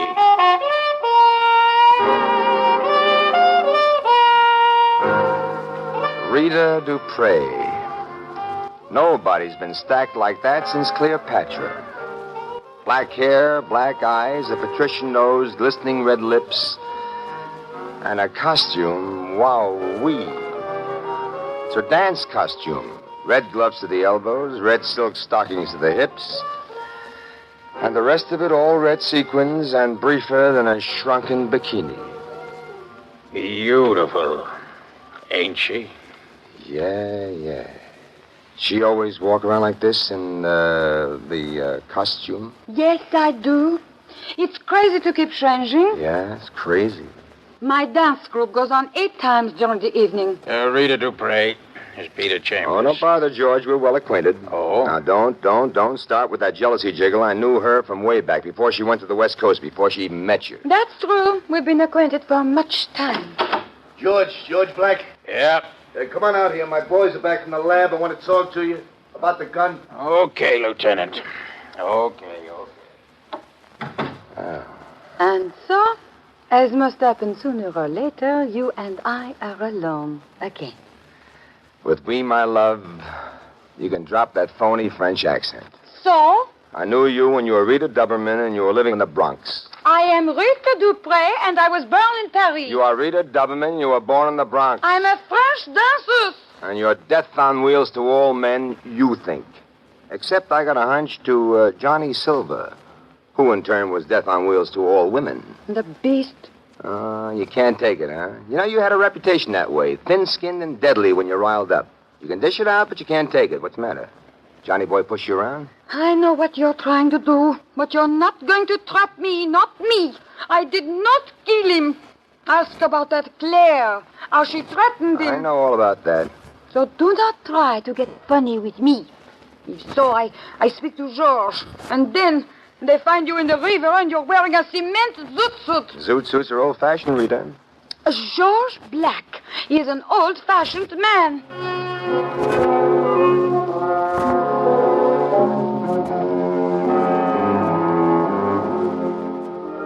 Then you and Parker are sitting in a secluded spot listening to the strains of Johnny Silver's music, without benefit of Johnny Silver, and lapping up some of George Black's scotch on the house.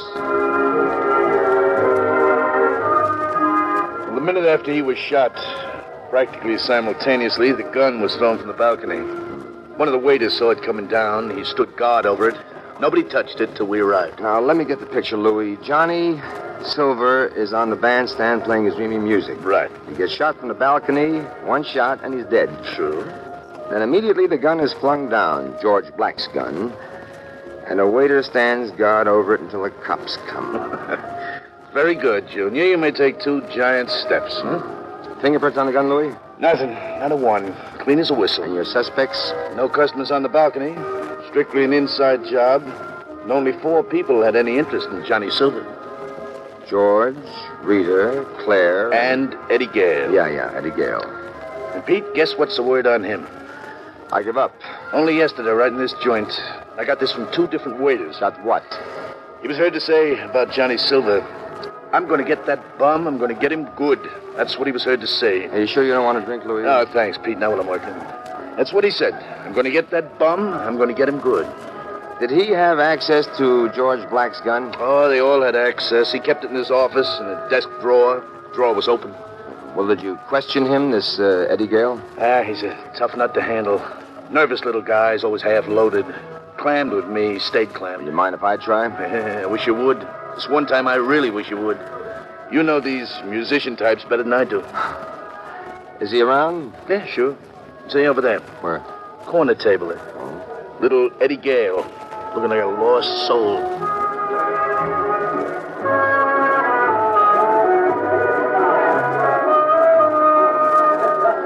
You meander over and you pull up a chair. Hi, Shamus. It's a pleasure to have some pleasurable company. You I like. Hey, waiter. Drink for my friend here. A couple of drinks for my friend. And a couple of drinks for my friend's friend. That's me. Eddie Gale, neatly dressed in sharp clothes, his shirt collar long and billowy. Eddie Gale, pale as death, his small wolf smile infinitely sad. Eddie Gale, small, slender, and tense. You get the feeling you're near a high explosive with the fuse going fast.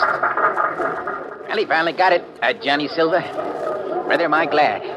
Look, they're pointing the finger at you, pal. Yeah? Who's pointing a finger at me? Cops. Johnny's knockoff? Well, he got it from George Black's gun. Oh, that's George Black's headache. No. Guy wouldn't use his own gun. Yeah, sure he would if he wanted to as a cover-up. Then he says somebody clipped it out of his desk drawer. That drawer was always open. So was the door to his office. You see what I mean? See what you mean? No, I don't get you. Well, you knew where the gun was. You knew the office door was open and the desk drawer. Yeah, but... You knew your way around this club so you can get up to the balcony, plus... Plus what? Plus, the cops have a report that only yesterday you said, I'm going to get that bum, and I'm going to get him good. Hey, now, wait a minute. I was going to shoot lawyers at that bum, not bullets. Well, for what? Claire mentioned some beef you had against him, but she didn't say what. Is it, because he fired you out of the band? Well, that shouldn't be much. Any band would be glad to grab you. You're a great drummer and a great arranger. Yeah, thanks. It ain't that. Well, you haven't been working. That's only because I don't want to work. I don't need to, see? I got plenty of scratch, Dad. And what's the beef against Johnny Silver? That bum was a crook. What'd he steal? You know them songs Johnny's been writing? Talking back to the blues, all of them. Johnny Silver, the great new Gershwin, the new Porter, the new Irving Berlin. Yeah. I wrote them. You wrote them? Me, I wrote them, every blessed tune. You're kidding. Hope to die, Dad. Well, he was a funny kind of crook. Sweet Johnny Silver. He stole my soul, that's what he done. But he give me half the scratch. Now, wait a minute. Do that a little slower, Eddie. Oh, once when I was with the band, see, I wrote a song, and he thought it was great. Look, he says. Look, Eddie boy, he says. It's great, it's groovy, it's got schmaltz. But you gotta have weight to throw around in the music publishing world. Then I got the weight, Eddie boy. Meaning? Meaning he had a friend. Sam August. You know, August Records, August Sheet Music. Yeah, I know. Well, anyways, he brings the song to Sam August. Says he wrote it. He, Johnny Silver, and Sam publishes. That's how the whole deal started. All his songs? You mean all the Johnny Silver compositions? Every blessed one of them. Oh, give me half the profits writing a button, but after a while, that's no good. And our money doesn't cover it. If you got pride, if you got a soul pushing inside of you, well, you begin to crack up. I guess so. A person needs recognition. That's it, Dad. Recognition. That's a word, Dad. What did I get? Bubkiss. That's what I got. Money. Well, after a while, you begin to get sick. So, yesterday we had a showdown. I wanted, you know what you said, full credit recognition. You know what he told me? No. That's just what he said. No. Plus, he said that if I gave him the gate, he'd see to it that I'd never have a song published in this here town. He said I was getting half the loot, so what was I squawking about? Is that when you threatened him? Yeah. But with fireworks, not firearms. Lawyers, not bullets. Well, that's my story, Shamus. Me, a wise guy. All of a sudden, I'm a little babe in the woods. You told all this to Clara? Sure, I told her, and she went to bat for me. So what does he do? He fires her as a press agent. Then he makes a pass at her. He was getting sick and tired of Rita Dupre. Let me tell you something. That guy was a big nut in that dirty...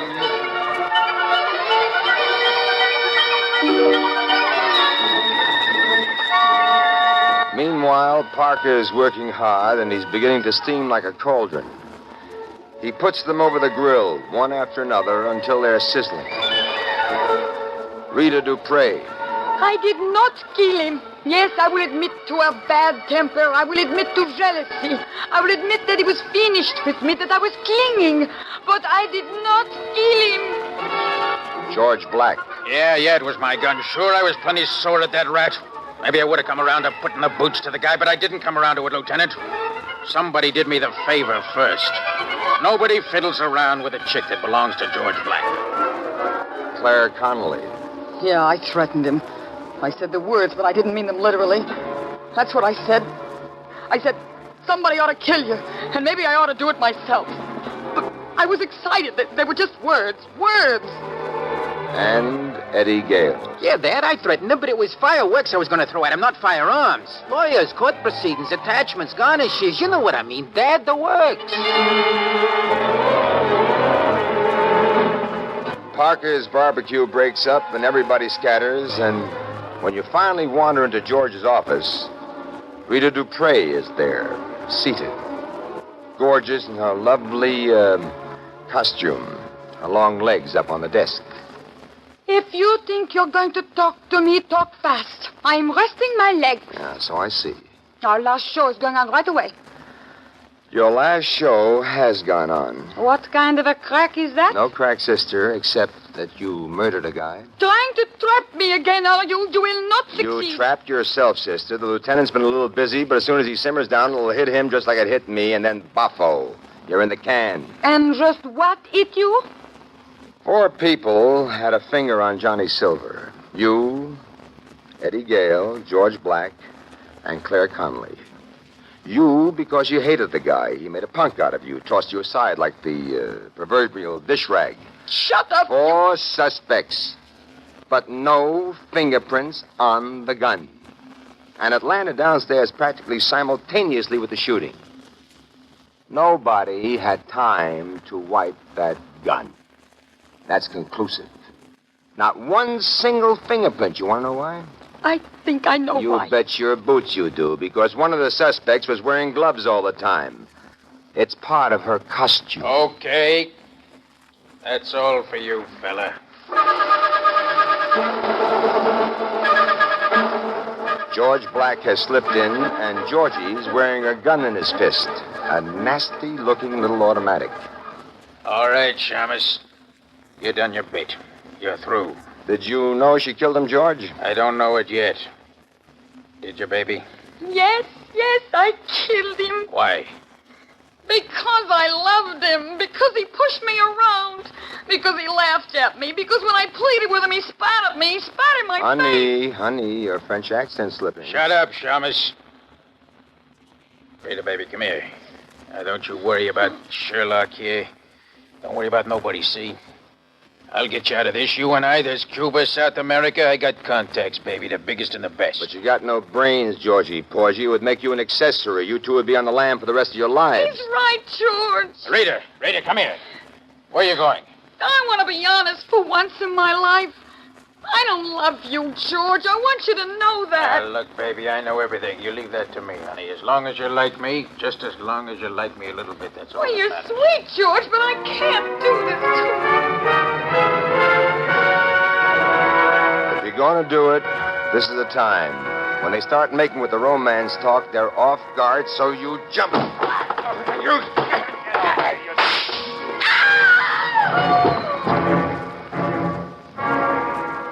He missed you, and Rita's down on the floor. And by the time Parker and his boys pile in, Rita's dead. George is standing over her, blubbering. And then it's over, and Parker's talking to you. That's funny how things work out. She gets it quick and sure instead of waiting for a trial, then getting it from the state anyway. And George Black, we've been trying to pin a rap on him for a long time. Now he's pinned the rap on himself. Legal doubleheader. Funny how things work out. Yeah, Louie, it's funny. It's hilarious. You can just die laughing.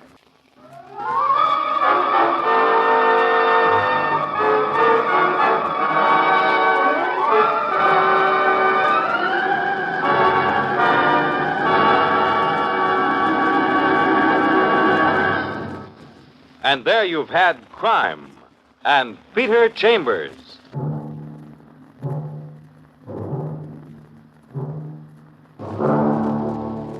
Dane Clark was starred as Peter Chambers.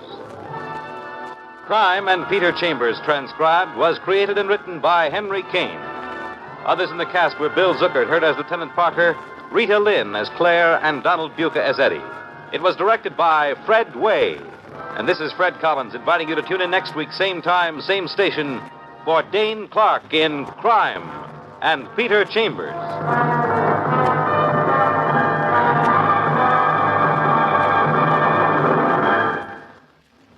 From August 31st, 1954, 70 years ago, Crime and Peter Chambers on Classic Radio Theater with Wyatt Cox. It was a big night on NBC. You had Barrie Craig, Confidential Investigator at 8:30 Eastern, followed by Dragnet, and then Crime and Peter Chambers. And then following an NBC newscast, you had Fibber McGee and Molly. A 15-minute... Should I? I never do this. I'm adding a show on the fly. Considering the way this day's show was never really thoroughly planned in the first place, let's listen in a moment to a 15-minute episode of Fibber McGee and Molly. That's next.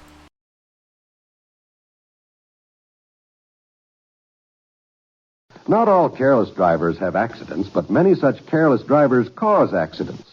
A woman driver who drives slowly down Main Street while doing a little window shopping is a menace. So is the man who insists on telling the people in the back seat of his car about his poker game last week. It's no wonder that ordinarily cautious drivers start to lose their tempers and take dangerous chances to pass these careless drivers. When an accident results, the person who caused the accident probably won't even be touched. So the National Safety Council says if you want to window shop, get out and walk. If you are too busy describing one of your sterling feats to pay any attention to traffic, get out and walk. The driver's license you have does not give you the right to endanger the lives of your passengers or other human beings. Driving can be dangerous.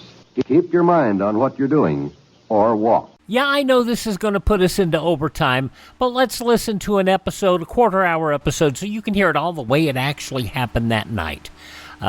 Tuesday, August 31st, 1954, 70 years ago today. A quick episode of Fibber McGee and Molly. It's time for Fibber McGee and Molly.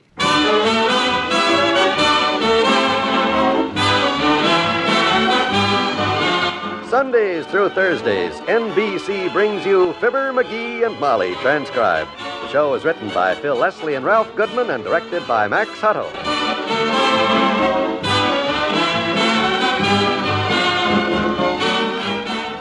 Fibber and Molly will be with you in a minute.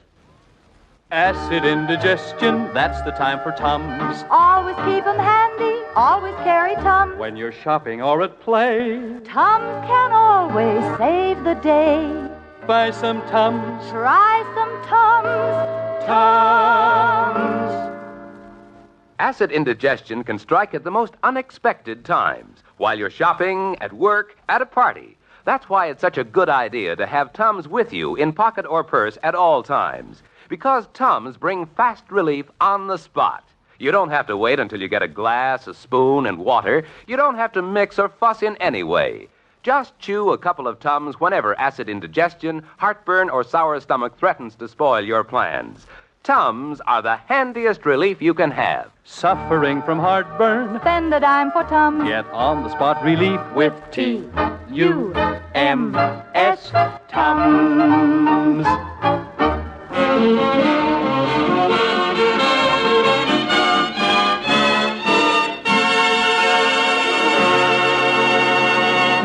We take you now to an island in the middle of Lake Winnahapapugi, 80 miles from Wistful Vista, where 3 would-be fishermen have spent the night sleeping on wet sand. Oh, what a night. Ooh, my back. I'm stiff as a board. Good morning, Dr. Gamble. Oh, hi, Wallace. Good morning.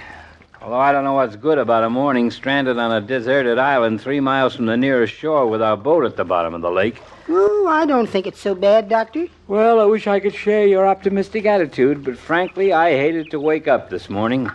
I was having such a wonderful dream. There we were all alone, just the two of us. Me and a big, juicy steak. Please, Doctor, not so loud. My stomach might hear you.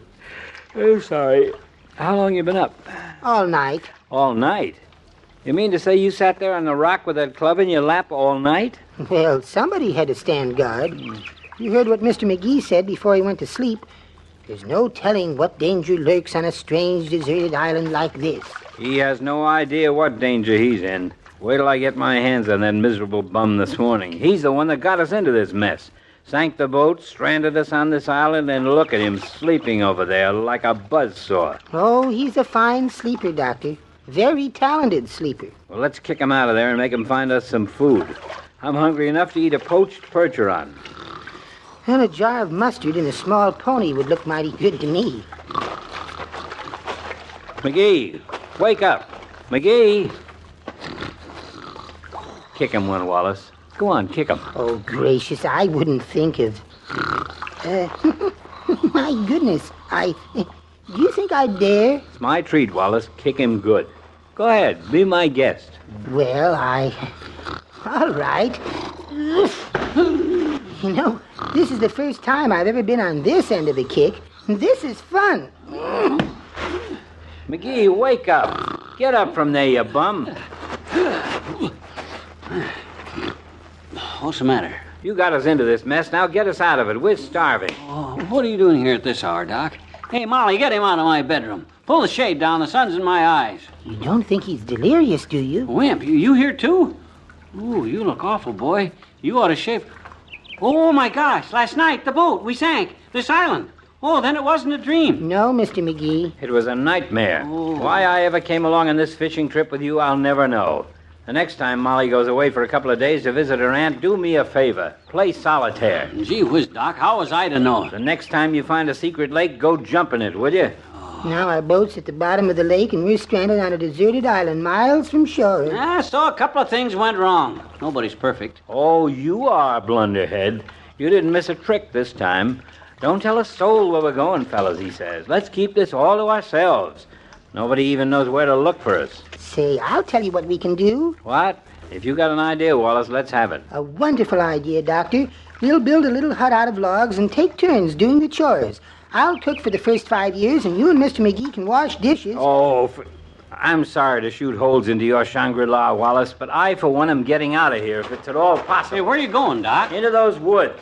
I'm going to take my little penknife, cut me a long pole, tie my shirt on it, and yell for all I'm worth till help arrives. Well, I don't know about your voice, but if there's anyone within 10 miles, they ought to see that king-size shirt of yours. In the meantime, you guys keep your eyes open. If you see any boats, yell, and I'll be back here before you can say... Okay, Doc. But be careful in those woods, will you? No telling what kind of wild animals may be laying in wait for a big fat lunch like you. I already told him. Oh. Well, while Doc's gone, let you and me keep watching for boats, Wimp. There must be somebody else besides us who's stupid enough to come out on this lake and try to catch some fish. If it sounded logical to me, I'm sure there's other people that'll be...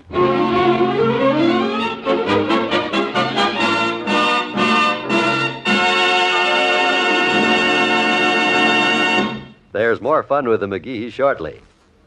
Remember, a penny saved is a penny earned? Well, I'd like to bring that old adage up to date by saying that a penny saved is more than a penny earned when your money's in United States savings bonds. Much more. Did you know that matured savings bonds pay back $4 for every 3 you put in? Even more when you hold them longer? Think of the wonderful nest egg you could build to spend on life's little luxuries that are usually just out of reach. Perhaps that trip to Europe, that second family car, a home in the country, things you've always wanted but never felt you could afford. Well, you can afford them when you save for them. Buy United States savings bonds through the convenient payroll savings plan. Have a small amount deducted each payday. You'll never miss it. As your employer accumulates enough to buy your bonds, he'll buy them and deliver them to you automatically.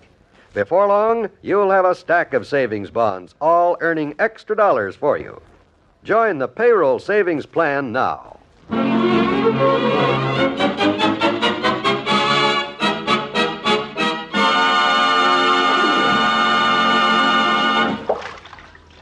Doc!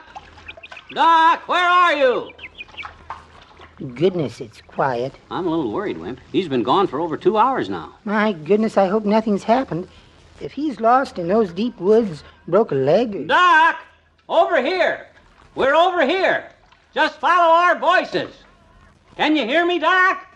Hello! There, you see, I told you, Wimp. I knew he'd hear us and That was me, Mr. McGee. Oh, for the love of... I just thought if I walked up the beach a little ways, maybe... You just stay here with me, will you? It's a lot less confusing this way. Anyway, I wouldn't want you to get lost, too. No, I won't get lost. At least, not unless I run out of black ones. Black ones? Jelly beans. See? Huh? Every time I take 3 steps, I drop one of these. Then I pick them up on the way back. I don't like the black ones anyhow, so it's... Doc! Doc! Can you hear me? It's me, McGee. I wish I'd given him my jelly beans. Then he could find his way back. Look, Wimple, would you do me a favor? Certainly, Mr. McGee. Just be real quiet. Don't say a dad-ratted word. If you're going to keep chattering, I won't be able to hear Doc if he does answer. Okay? Well, Just for the next few minutes. Now, this is important. All right, but... Good. Now, be real quiet. Doc! Oh, Doc! Hello? Mr. McGee. Dad-ratted. Look, Wallace, there's one thing you've got to learn. In a situation like this, one man has to take charge and make the decisions. That's the only way you can get things done. Now, if you'd like to boss this operation... Oh, no, boss. I was only... Well, then just stand by quietly and shut up, will you? I gotta be the one to make... What was that? A man in a speedboat, boss. What? I tried to tell you, boss. I saw him coming, but... Oh, for the... Hey, help! Help! I'm afraid he's gone. Yeah, of all the dad-ratted... Oh, don't worry. We'll get out of here. With you in command, boss, I'm sure. Will you stop calling me that? Well, you said... Doc! Oh, Doc, where are you?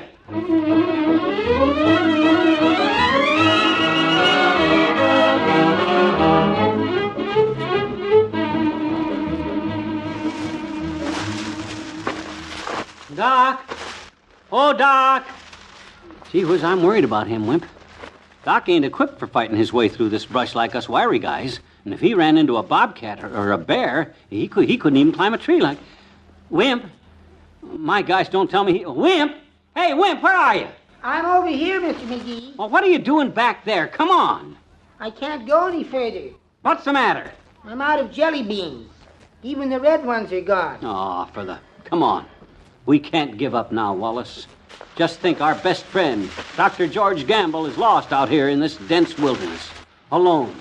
One man against the jungle. The only weapon he has is a pocket knife. For all we know, he may be fighting for his very life right now. Slashing away with that little pocket knife.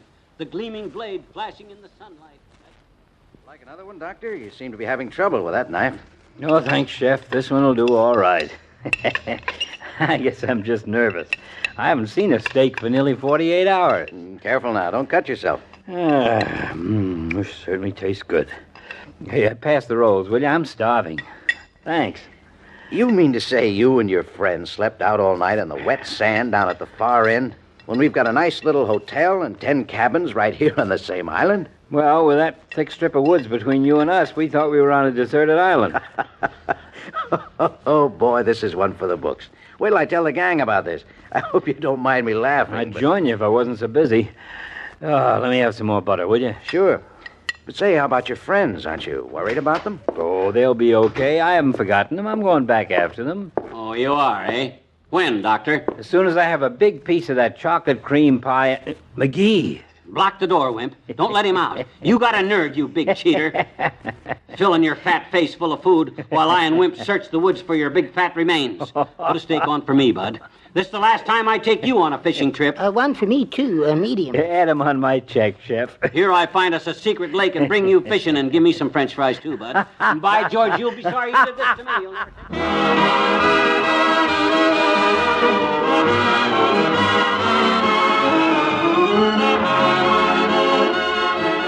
We'll say goodnight to Fibber and Molly in a moment. Just 2 more weeks. Yes, just 14 days until Lux Radio Theater returns to the air, and you'll hear it on NBC. It's radio's greatest dramatic show, and it's been your favorite for many years. And that's not surprising, because Lux Radio Theater presents an entertainment combination that is unsurpassed. You hear Hollywood's most talented stars in 1-hour adaptations of the greatest motion pictures ever produced. And for proof of that, just listen. The first presentation on September 14th is Wuthering Heights, the story that thrilled millions, first as a powerful novel and then as a superb motion picture. And the star of this Lux Radio Theater production, the lovely Merle Oberon. So you see, you can't go wrong if it's the very finest and dramatic entertainment you want. Hear Lux Radio Theater every Tuesday beginning September 14th, and hear it on NBC along with other Tuesday night favorites like People Are Funny and Dragnet. It's the best in radio listening, brought to you on NBC.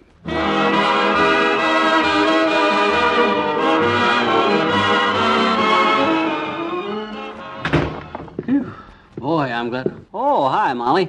When'd you get home? Not 5 minutes ago, dearie. My, I'm glad to see you. Have a nice trip? How are things at Aunt Sarah's? Just wonderful. I had a lovely time. What'd you do these past 2 days while I was gone? Me? What'd I do? Yes. Anything exciting happen around here? Oh, no, nothing. Nothing happened around here. Just sat around all day and played solitaire. In your hip boots? Hmm? You can tell me about it in the morning. If it's anything like what happened the last time I left you alone for 48 hours, you can probably use some sleep. Come on, let's go to bed. Yeah, I'm bushed. Good night. Good night, all.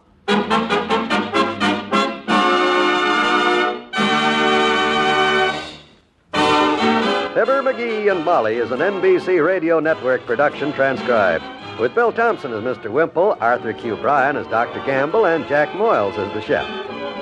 Tomorrow, McGee gets involved in big business. I know you won't want to miss it, so this is John Wald making a date with you tomorrow for Fibber, McGee, and Molly.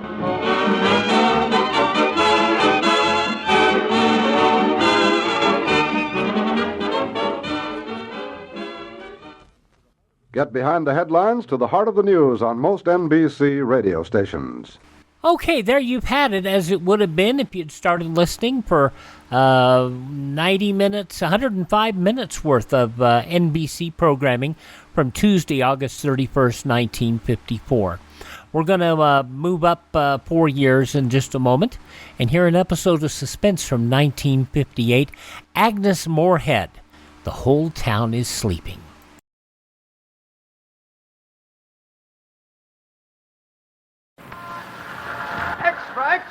paper. Get your paper here. Yeah, it says here in the paper folks are shouting for sugar. If you ask me, they ought to give it to us. No sense of the sugar rationing anyway. Yeah, a lot of foolishness. Why, they say the warehouses are full of it. Yeah, I guess those fellas down in Washington can't think of anything better to do. If you want to know what I think, this sugar rationing business is all the bunk. Have you heard that kind of talk? Don't be misled by it.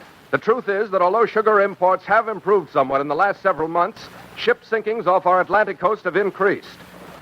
Remember this. The next time you hear someone say that sugar rationing is unnecessary, a wise person does not spend his entire check on the day he gets paid. A wise nation does not eat up its reserve stocks in wartime. It rations them to make them last as long as possible. Sugar rationing is necessary. Now on Classic Radio Theater with Wyatt Cox, we're going to move up 4 years to an episode of Suspense from August 31st, 1958. We always think of Ray Bradbury as being an author of science fiction, but he wrote a lot of other stuff too, including the basis for this episode of Suspense, The Whole Town is Sleeping, starring, of all people, Agnes Moorehead. Suspense. And the producer of radio's outstanding theater of thrills, the master of mystery and adventure, William N. Robeson. A small Midwestern town lying asleep in the moonlight of midnight. Could anything be more familiar, more peaceful, more safe? Certainly not. Unless Ray Bradbury is writing about it. For his is a typewriter of terror. And once again, it has pounded out a tale not only calculated to keep you in suspense, but likely to cost you a night or two of sleep. Listen then as Miss Agnes Moorehead stars in The Whole Town's Sleeping, which begins in just a moment. How does our nation honor heroism? One way is to award the Soldier's Medal, a bronze octagon on which is displayed an eagle standing between two groups of stars. The medal is suspended from a blue ribbon with 13 narrow stripes in the center, 7 white and 6 red. One of the newest and least known of all the American decorations, the Soldier's Medal, authorized in 1926, is bestowed for heroism not involving actual conflict with an armed enemy. There are many forms of gallantry in addition to those demonstrated in battle. The Soldier's Medal was conceived to honor those soldiers who, in non-combat situations, perform bravely and at great peril to themselves. Men who serve as an inspiration to others. The Soldier's Medal holds an important place among America's awards for heroism. And now,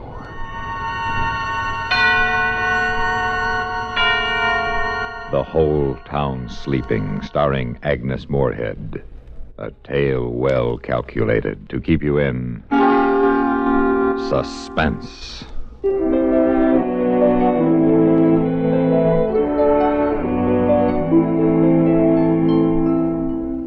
It was a warm summer night in the middle of Illinois country.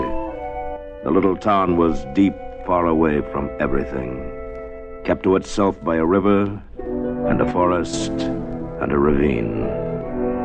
In the town, the sidewalks were still scorched. The stores were closing and the streets were turning dark. Screen doors whined their springs and banged, and there was the sound of Grandma Hanlon's hammock creaking across the street. On her solitary porch, Lavinia Nebbs, age 37, very straight and slim, sat waiting. Here I am, Lavinia. Lavinia turned. There was Francine at the bottom porch step, all in snow white. I won't be a minute, Francine. I just have to lock the door. All right. I do like your dress, dear. Why, thank you, Francine. You look so well in that color. I'm afraid I can never wear it. It makes me look sallow. Oh, no, it doesn't. I'm sure it doesn't. Of course, I've always loved you in white. Good evening, ladies. Good evening, Mrs. Hanlon. Good evening. Well, where are you ladies going all dressed up so pretty? To the movies, Mrs. Hanlon. It's William Holden tonight. You won't catch me out on a night like this.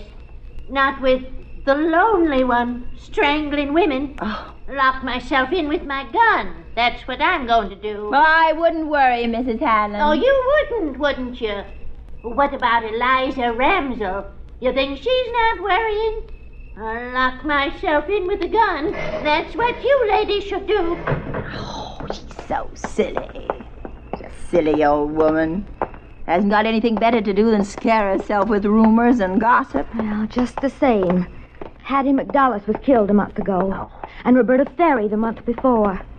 And now Eliza Ramsell disappeared. Eliza Ramsell walked off with a traveling salesman, if you ask me. But the others... Oh, strangled. Oh, Francine. They reached the edge of the ravine that cut the town in two, stood there. Behind them were the lighted houses, ahead, deepness, moistness, fireflies, and dark. The ravine had to be crossed to reach the movies, deep and black as it cut through the hill. Then a creaking bridge to cross over the stream. And then 113 steps up the steep and brambled bank to the other side. The ladies stood there looking down. I just hate to think of you coming back alone tonight, Lavinia. Oh, bosh. I do wish you didn't live on this side of town. Don't you get lonely living by yourself in that house? Oh, maids love to live alone. Come on, we'll take the shortcut. I'm afraid even in the dusk. The ravine scares Oh, me. come on. Don't be so silly. I'll hold your hand. Lavinia, cool as mint ice cream, took her friend's arm and led her down the dark, winding path into the cricket warmth and frog sound and mosquito-delicate silence. Let's run. Lavinia, please. No, why should we? If Lavinia hadn't turned her head just then, she wouldn't have seen it. But she did turn her head, and it was there. Back among a clump of bushes, half hidden, but laid out as if she'd put herself there to enjoy the soft stars, lay Eliza Ramsell. Her face moon-freckled, her eyes like white marble. And then Francine saw it, too, and the women stood on the path for a frozen second, not believing what they saw.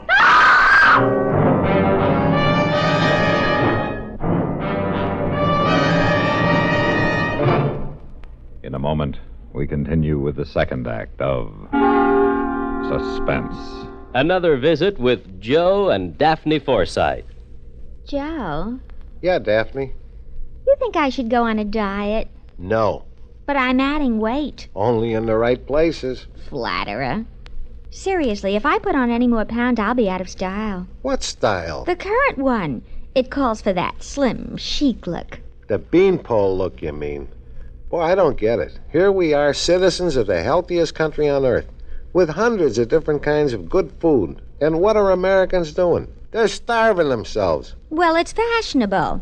I don't want you to lose interest in my figure. Don't worry, I won't. Say, speaking of that, look at this. Here's a figure with real interest. Oh? $45 billion. It says here in the paper that the investment in United States savings bonds has reached more than $45 billion. What do you think of that figure? That's a lot of money. And just think, every $3 invested in bonds pays back $4. That's real interest for you. I know. And every savings bond is guaranteed by the government. Right.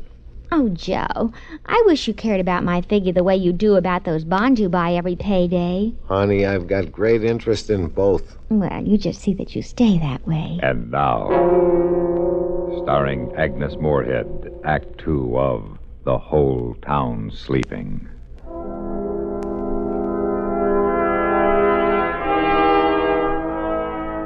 And then the police came and darted their flashlights around in the shadows of the ravine.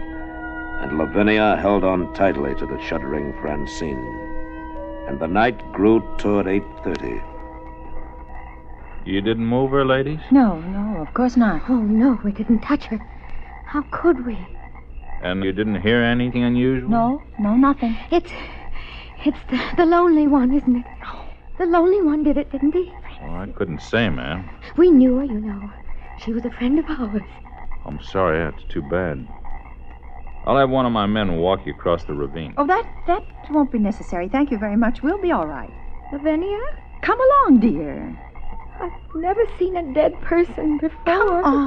Come on. It's only a little after 8:30. We'll pick up Helen and get on to the show. The show? Lavinia, you don't mean it. Of course I do. We've got to forget about this. There's no good brooding about it. Now, if we hurry, we won't miss too much of the first feature.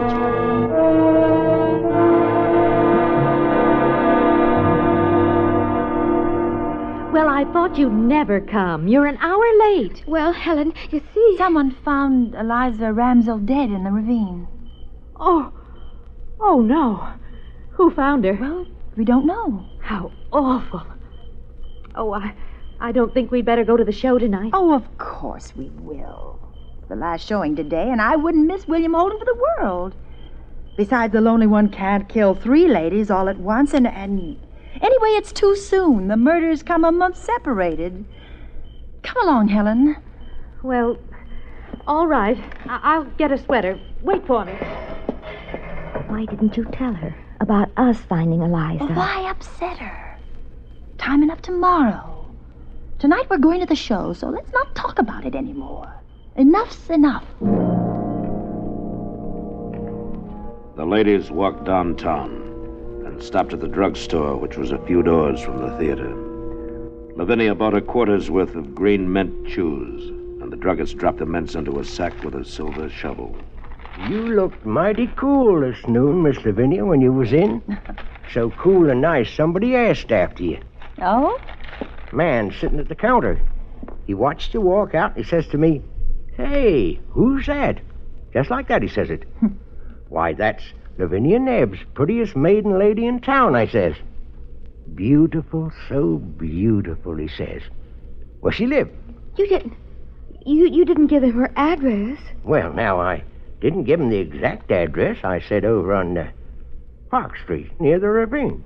Hope you didn't mind. Well, that settles it. We're going straight home. That man asking for you, Lavinia. You're next. You want to be dead in that ravine? Oh, nonsense. I'm not going to miss the movie. You two can do what you want. I'm going.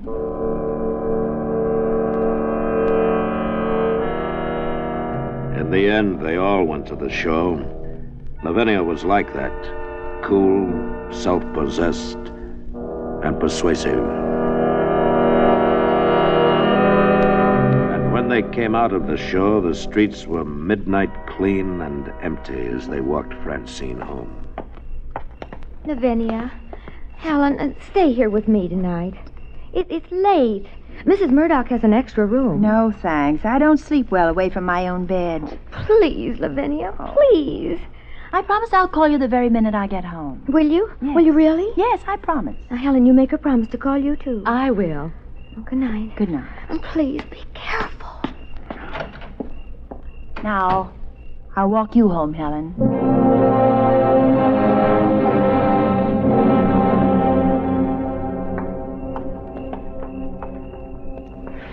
Well, I don't suppose it's any use asking you to stay with me, Lavinia. There's no reason for me to. You certainly acted strangely all evening. I'm just not afraid, that's all. And anyway, the lonely one wouldn't be around. Not now with the police discovering Eliza's body and all. Oh, I feel so guilty. I'll be drinking a cup of coffee just about the time you get to the ravine. Oh, that awful bridge in the dark. Oh, you will call us the minute you get home, won't you? I won't sleep a wink if you don't. I promise you I'll call. Now, good night. Good night. Lavinia Nebbs walked down the midnight street, down the late summer silence. She saw the houses with their dark windows, and far away she heard a dog barking. She thought to herself, In 5 minutes, I'll be safe home. In 5 minutes, I'll be phoning Francine and Helen. They're so silly. Like old hens. Old, I'm older than either of them. She heard the voice singing away among the trees, and she walked a little faster. And then coming down the street toward her in the dimming moonlight was a man. Well, look who's here. What a time of night for you to be out, Miss Nebbs. Officer Kennedy. Oh, I'm so glad it's you. Anything wrong, Miss Nebbs? No, nothing at all. I'm just glad it's you. You know you shouldn't be out so late. Yes, I know. I've been to the movies. The Late Show. Well, I'd better see you across the ravine. No. Thank you. I can make it fine. Moon's going to be behind the trees. It'll be pretty dark. Well, I'm not afraid of the dark, Mr. Kennedy. Are you sure you'll be all right? Yes, quite sure, thank you. Uh-huh. Well, I'll tell you what. I'll wait here till you're across. If you need help, just give a yell and I'll come a-running. Oh, thank you. Good night. Good night, Miss Nebbs. As Lavinia walked on, she thought, I won't walk in the ravine with any man. How do I know who the lonely one is? He could be anyone. Then the ravine. She stood at the top of the 113 steps that led down the steep brambled bank and across the creaking bridge. Then 100 yards and up through the black shadows to Park Street and home. 3 minutes from now, I'll be putting my key in the house door. Nothing can happen. Nothing. And she started down the dark black steps into the deep ravine night, counting as she went. 1, 2, 3, 4, 5, 6, 7. In a moment, we continue with the third act of Suspense. We have together ample capacity and freedom to defend freedom. This is NATO, the North Atlantic Treaty Organization. As in many other complex activities, in NATO, too, it's the little things that count. For instance, spare parts for the armed forces equipment of NATO countries. This complex problem is handled by the NATO Supply Center at Châteauroux, France, which assists NATO countries in providing a common system for supply of spare parts. The United States of America is a part of NATO. You should be aware of and alert to the programs and objectives of the North Atlantic Treaty Organization. And now, starring Agnes Moorehead, Act 3 of The Whole Town Sleeping.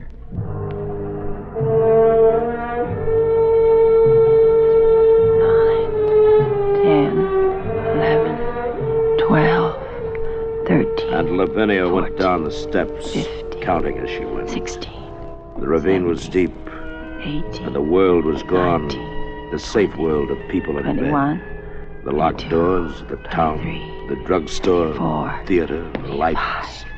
Everything was gone. 27. Only the ravine existed and lived, 29, black and 30, huge about her. 31, 32, 33, 34.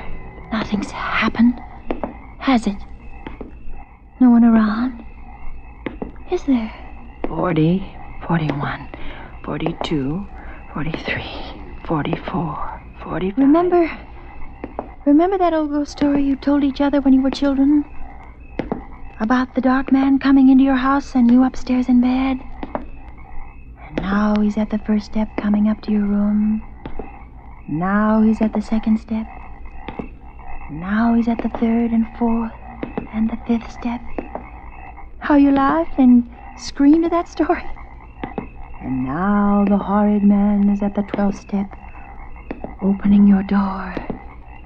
And now he's standing by your bed. What? What? There at the bottom of the steps. There's a man. No, now he's gone. He was waiting there. Oh, there's nothing. It's empty. Nothing. It's nothing on the bridge. Oh, you fool. That story I told myself. How silly. Shall I call Mr. Kennedy? Did he hear me scream? Or did I scream? Maybe I only thought I did. And he didn't hear me at all.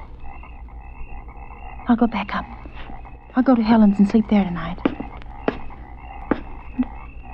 No, it's near home now. Don't be silly.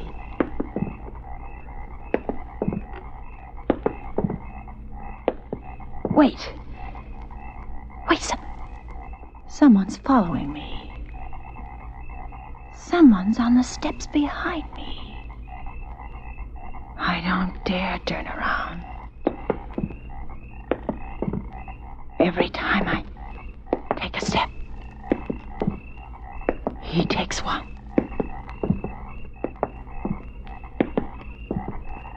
Officer Kennedy? Is that you? Is it? The crickets were suddenly still. The crickets were listening. The night was listening to her. Then there was a sound. Only a woodchuck surely beating a hollow log. No, it was Lavinia Nebbs. It was most surely the heart of Lavinia Nebbs. And she went down the steps faster, running now down the steps, plunging faster and faster, down into the pit of the ravine. Run a little way. Cross the bridge. Run, don't turn. Don't look. If you see him, you'll not be able to move. You just run. Up the path between the hills, the top of the path, the street. And even with the light, the fear swirled about her, closing in, pressing. Please, give me time to get inside and lock the door, and I'll be safe. Home. Oh, I'm safe. I'm safe at home. I'm safe. Home. I'll never go out again. Oh, it's so good. It's so safe inside. I'm locked and safe inside. Wait, the window.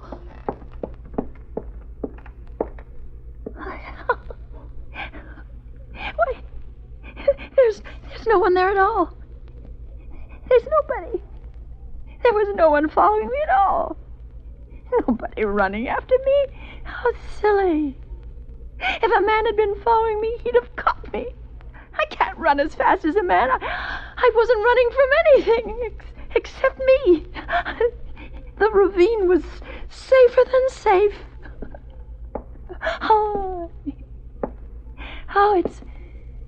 It's nice to be home, though. Home's a really good, warm, safe place. The only... She had just put her hand out to the light switch when she heard it behind her in the blackness. Just a movement.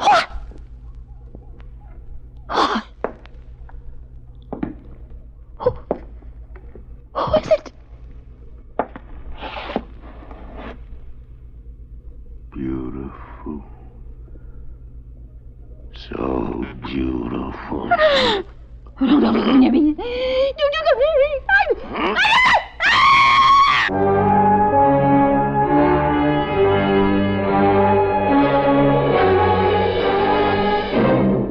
Suspense, in which Agnes Moorehead starred in William N. Robeson's production of The Whole Town Sleeping, written by Ray Bradbury and adapted for suspense by Anthony Ellis.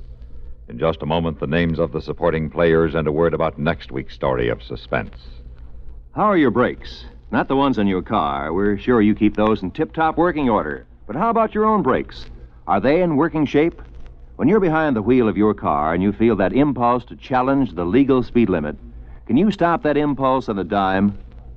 When a less courteous driver does something downright stupid that may inconvenience you, are you likely to do something twice as foolish just to show him he can't push you around? Or can you say halt to your anger before it leads to an accident? Students of human behavior have discovered that most of the accidents on our highways are the result of emotional immaturity. An adult can control his feelings and concentrate on his goal. Don't let childish attitudes keep you from reaching your destination. When other drivers and traffic regulations annoy you, use the brakes in your head as quickly as you would the ones on your car. Remember, accidents don't have to happen. Supporting Agnes Moorehead in The Whole Town Sleeping were William Conrad, Lorene Tuttle, Paula Winslow, Barney Phillips, and Charlie Lung. Listen. Listen again next week when we return with another tale well calculated to keep you in suspense.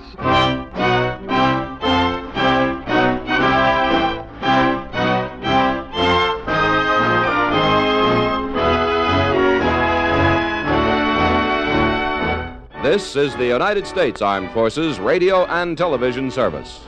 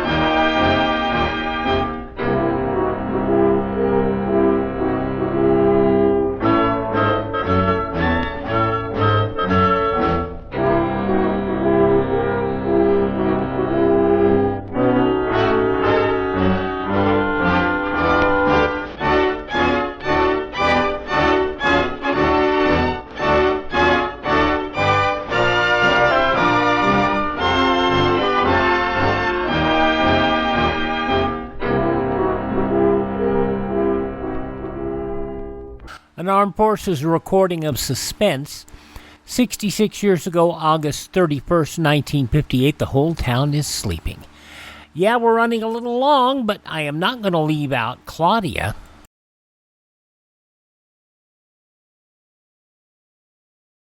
The international struggles of our world may lead to nuclear holocaust. To survive, you must have protection from radioactive fallout. In the past, heavy equipment necessitated a long, costly operation for out-of-home shelter installation. Today, Survivall basement-type shelters offer a combination steel and concrete do-it-yourself fallout shelter. Civil Defense approved, Survivall offers maximum protection from fallout and falling debris, plus a basic equipment kit for family survival. There's low initial cost and FHA approval. Nothing down and 5 years to pay. For your family's protection, see a Survivall shelter today. Oh my gosh. I had to play that. Now an episode of Claudia, something much nicer. 76 years ago, August 31st, 1948. Your Coca-Cola bottler presents Claudia, based on the famous play and novels by Rose Franken. Brought to you transcribed Monday through Friday by your friendly neighbor who bottles Coca-Cola. Relax, and while you're listening, refresh yourself. Have a Coke. And now, Claudia. Oh, it's so nice to be home a morning for a change. Nice to have you home, Mrs. Norton. Wasn't it sweet of Mr. Varney not to call me for rehearsal this morning? Mm-hmm. I can spend it until lunchtime with you and the baby. Now, that's a fine song for a budding actress to sing. Well, I was a budding wife and mother first. Oh. It's nice being an actress for a change, but it's nice not being an actress for a change, too, if you know what I mean. Yes, anything for a change. I think I'll come over and breathe down the back of your neck.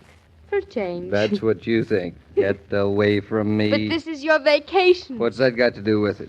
You don't have to always be doing something. Sit still. Let me breathe down the back of your neck. Are you sure you don't have rehearsal this morning? Positive? You have no chance of getting rid of me? None at all. No, I was afraid of that. David, what is it about being an actress? What is what? Well, I mean, is it a bug? That's one way of describing it. Well, the bug certainly bites an awful lot of people.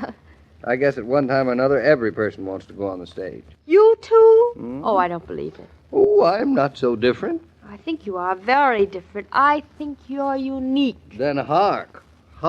When I was 7, the bug bit me. No. But I didn't get much of a welt from it. The itch subsided rapidly. No scars? Not a one.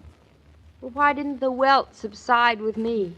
Oh, because being an actress is your calling. I hear it calling me. I hear it calling you. I think we should have been a vaudeville team. I'm perfectly satisfied with being an architect and a father. And a gentleman. I wonder if Mama ever got bit. She was the hand that fed you, wasn't she? Oh, David, honestly.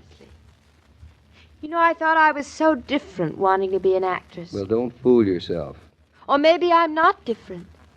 Or maybe I'm not an actress. Well, go study your part. That's proof of the pudding. I'm on a vacation this morning with you. As Benjamin Franklin would have said, all work and no play makes poor Richard a dull fellow. Oh, phooey on work and phooey on dull Richard. I'd rather go play with the baby.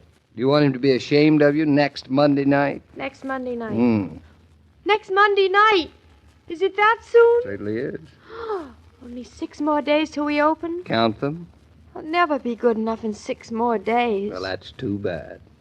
David, are you getting nervous about it? Not a bit.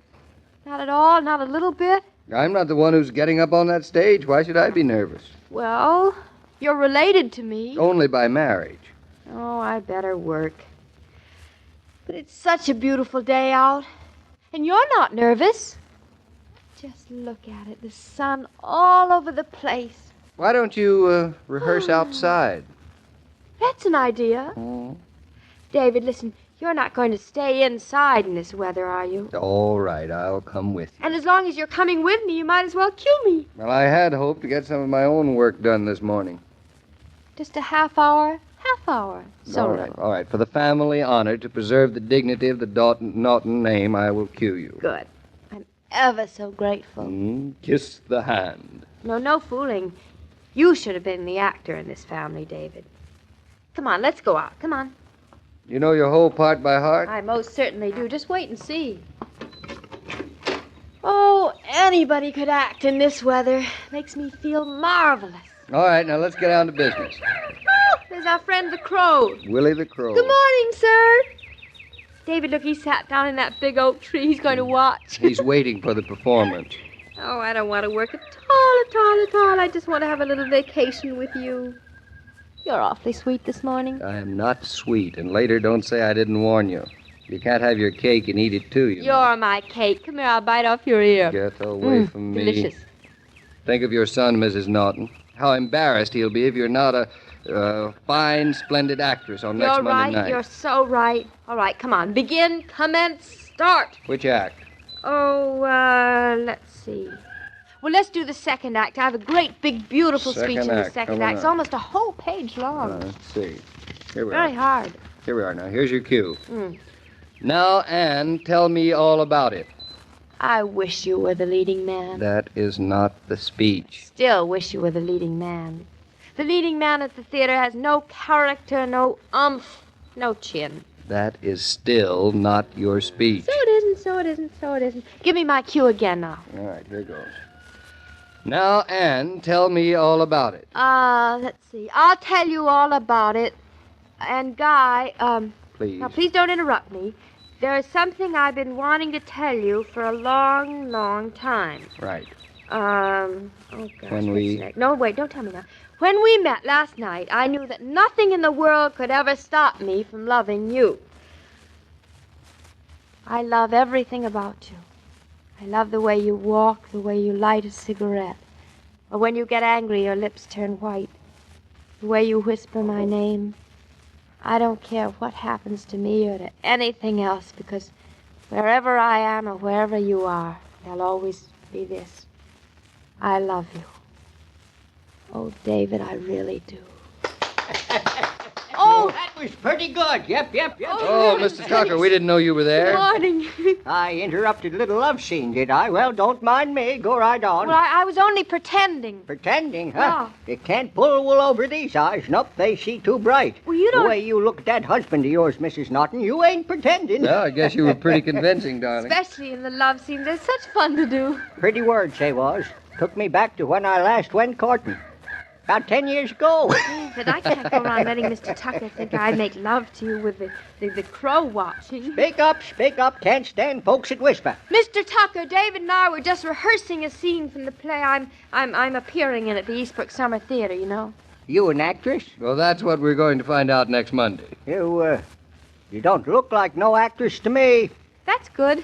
Next Monday, hey? Well, that sure is news. Never thought you'd be wanting to take up with them there summer theater folks that hang up around here when the corn is high. Well, it was something of a shock. Well, as long as you don't mind who you associate with, Jared Tucker ain't going to mind. Here, I brung you over some of my corn. Well, that's mighty thoughtful of you, Mr. Tucker. I grow a special line of white corn regular on the cob as a set of false teeth. Sounds lovely. So I brung some over to you. Put your corn to shame, it will. I don't doubt it. I love corn. It'll stand you in good stead if you're going to be involved in theatricals, Mrs. Norton. Actor folks, they all think they're killers. Set themselves apart from everybody else. Come up here for the summer for 2 months and walk around as if they owned the place. I never could see them. Well, they're not as bad as they seem. Come down to Eastbrook in shorts. Ladies all showing off as much as they dare show off. Ain't got so much to show off, neither, as far as I can see. And I can see pretty far. And the men actors, well, they might be actors, but I ain't so sure about the rest. I don't hold it against Claudia, Mr. Tucker. She's still a country girl at heart. Why, that bunch of professionals, I could teach them a few tricks, I could. Do you go to the theater often? I should say I don't. Pay my good money to see a couple people pretending to be what they ain't. I don't hold with that stuff, I don't. I can do my own pretending and do it pretty good, too. David, the bug bit him, too. A big welt, I'll bet. As a matter of fact, I used to be quite a hand at recitations when I was a lad. Folks used to say around this here part of the country, they used to say, Jared Tucker has a golden tongue. Really? And you know gold is gold, and the older it gets, the golder it gets. Its value don't fluctuate. Yes, I can still recite if I had a mind to. Oh, I'd love to hear you. Oh. Don't coax me. If you coax me, it won't do it. Oh, we wouldn't dream of coaxing you, but we'd love to have a sample of your art, Mr. Tucker. Oh, I used to stand up with a bow tie around my neck and recite, "The boy stood on the burning deck." Oh? Tears used to flow down my mother's wrinkles. Yes, I'll bet they did. What other recitations did you do? Oh, I couldn't begin to count 'em. Love sonnets. Guess they was my meat most. Love sonnets. You're always best at what you know the most about. Come on, Mr. Tucker. Please give us a sample. Oh, don't know 'em in such good voice this morning. Well, guess you would kind of like to see how I've improved with age. Good. Come. Not that I'm old, mind you. No, far from it. Far from it. How would you like a small portion from the Rime of the Ancient Mariner? Oh, I love that poem. Well, then hold on to your seats, 'cause it's a mighty sad tale. Yes, sir. The Rime of the Ancient Mariner by Samuel Taylor Coleridge in 7 parts. Let's sit down, David. I think we'd better. Don't know as I remember all 7 parts, but the taste is as good as a tipple. Part 1, verse 1. It is an ancient mariner, and he stoppeth one of 3. By thy long grey beard and glittering eye, now wherefore stopp'st thou me? Me. Let me see. Guess I got a couple verses here. Oh, yes. Well, this is the part I always like best. Day after day, we stuck, no breath nor motion, as idle as a painted ship upon a painted ocean. Water everywhere, and all the boards did shrink. Water everywhere, nor any drop to drink. So that's where that line came from. Water everywhere, and not a drop to drink. Guess you could stand a couple of drops now. Well, Mr. Tucker, there's no doubt about it, but you have real talent for the theater. Yes. Oh, yes. I always knew I had ever since I was a toddling lad. I got half a mind to brush up on a few of my recitations. Man with a hoe, the boy stood on the burning deck. Yep, maybe we'll. Good. Then we can gather a few folks around one evening, and I'll do my recitation. Well, you be sure and invite us, Please. Yep, I could teach them actors a few things. So if you need some help with your acting, Mrs. Norton, don't be shy. Just call me over. Remember, I'm your neighbor, and we neighbors got to help each other. That's a good motto. And it's the truth. I help you, and you help me. But I doubt if there's anything I could ever do to help you, Mr. Tucker. Well, come to think of it, there might be. I've been ruminating. Might find me a spot in that there theatrical of yours. Mr. Tucker, there's always room for a handsome leading man. And Mrs. Norton, now perhaps you'll believe my recitation. Everybody wants to go on the stage. Oh, David, I guess I'm not so different after all. The theater bug bites us all. I guess Mr. Tucker and I are bitten brothers under the skin. Oh, I can play love scenes, too. I'm right good at love scenes. Do you find housework more tiring in warm weather? Then give yourself a recess occasionally. Go to the refrigerator, get out an ice-cold bottle of Coca-Cola. You'll find its delicious refreshment helps you tackle the next job more amiably. Take a tip from folks who work in factories and offices. They've long since discovered that you work better when you work refreshed. Say, you ever been bitten by the bug, Mr. King? Bitten by the bug? Why, sure have, I guess, Mr. Tucker. Way back in my mind someplace, I guess I still fancy myself as an actor. Well, between you and me, son, we frustrated Thespians got it way over them professionals. They don't know nothing about the art of pretending. You got to do a heap more pretending in real life than in any theatricals. Well, I think you have something there, Mr. Tucker. Why, tomorrow, when Mrs. Norton gets interviewed to the local weekly, she puts on a show that would get her raves on Broadway. Yep. Well, I'll be around tomorrow to see for myself. Thanks for the tip, Mr. Tucker, and so long. Oh, so long, Mr. King. See you in the pictures.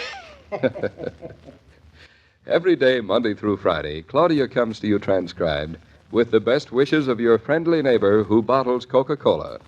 So listen again tomorrow at the same time.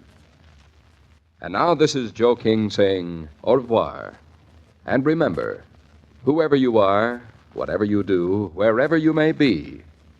When you think of refreshment, think of Coca-Cola. For Coca-Cola makes any pause the pause that refreshes. And ice-cold Coca-Cola is everywhere. This broadcast of Claudia was supervised and directed by William Brown Maloney. The very, very sweet Claudia, 76 years ago, August 31st, 1948. All right, now, I guess this is where I have to admit my stupidity once again and tell you that the shows that I promoted yesterday as airing today are instead of going to air tomorrow. And here's what's coming up tomorrow. We will have Stan Freberg from September 1st, 1957, The Uninterrupted Melody, St. George and the Dragnet, and more. Also, the Jack Kirkwood Show, Matinee with Bob and Ray from Boston, The Magnificent Montague with Monty Woolley, and Superman. That's coming up on Sunday. Now, on Monday, we will have Fort Laramie, Gunsmoke, starring William Conrad, The Milton Berle Show and A Salute to South America, CC, Pancho Burl, the Mexican Badman, My Favorite Husband, starring Lucille Ball, and Claudia. That's all coming up on Monday. Tuesday, we will have another episode of Dragnet, The Adventures of Philip Marlowe, The Whistler, and Boston Blackie. And then on Wednesday, we'll have Mystery in the Air, The Shadow, Casey, Crime Photographer, X-1, and Lum and Abner. See, Sunday, Monday, Tuesday, Wednesday. Yes, I do have that right. And Thursday, Variety with Chase and Sanborn, The Aldrich Family, The Penny Singleton Show. That's all coming up. Thank you so much for joining us. Again, visit our webpage, classicradio.stream. Share our podcast with your friends and rate or review us however you listen to us. We appreciate it very much. We will be back on Sunday for the real 1st of September edition of Classic Radio Theater. I'm Wyatt Cox.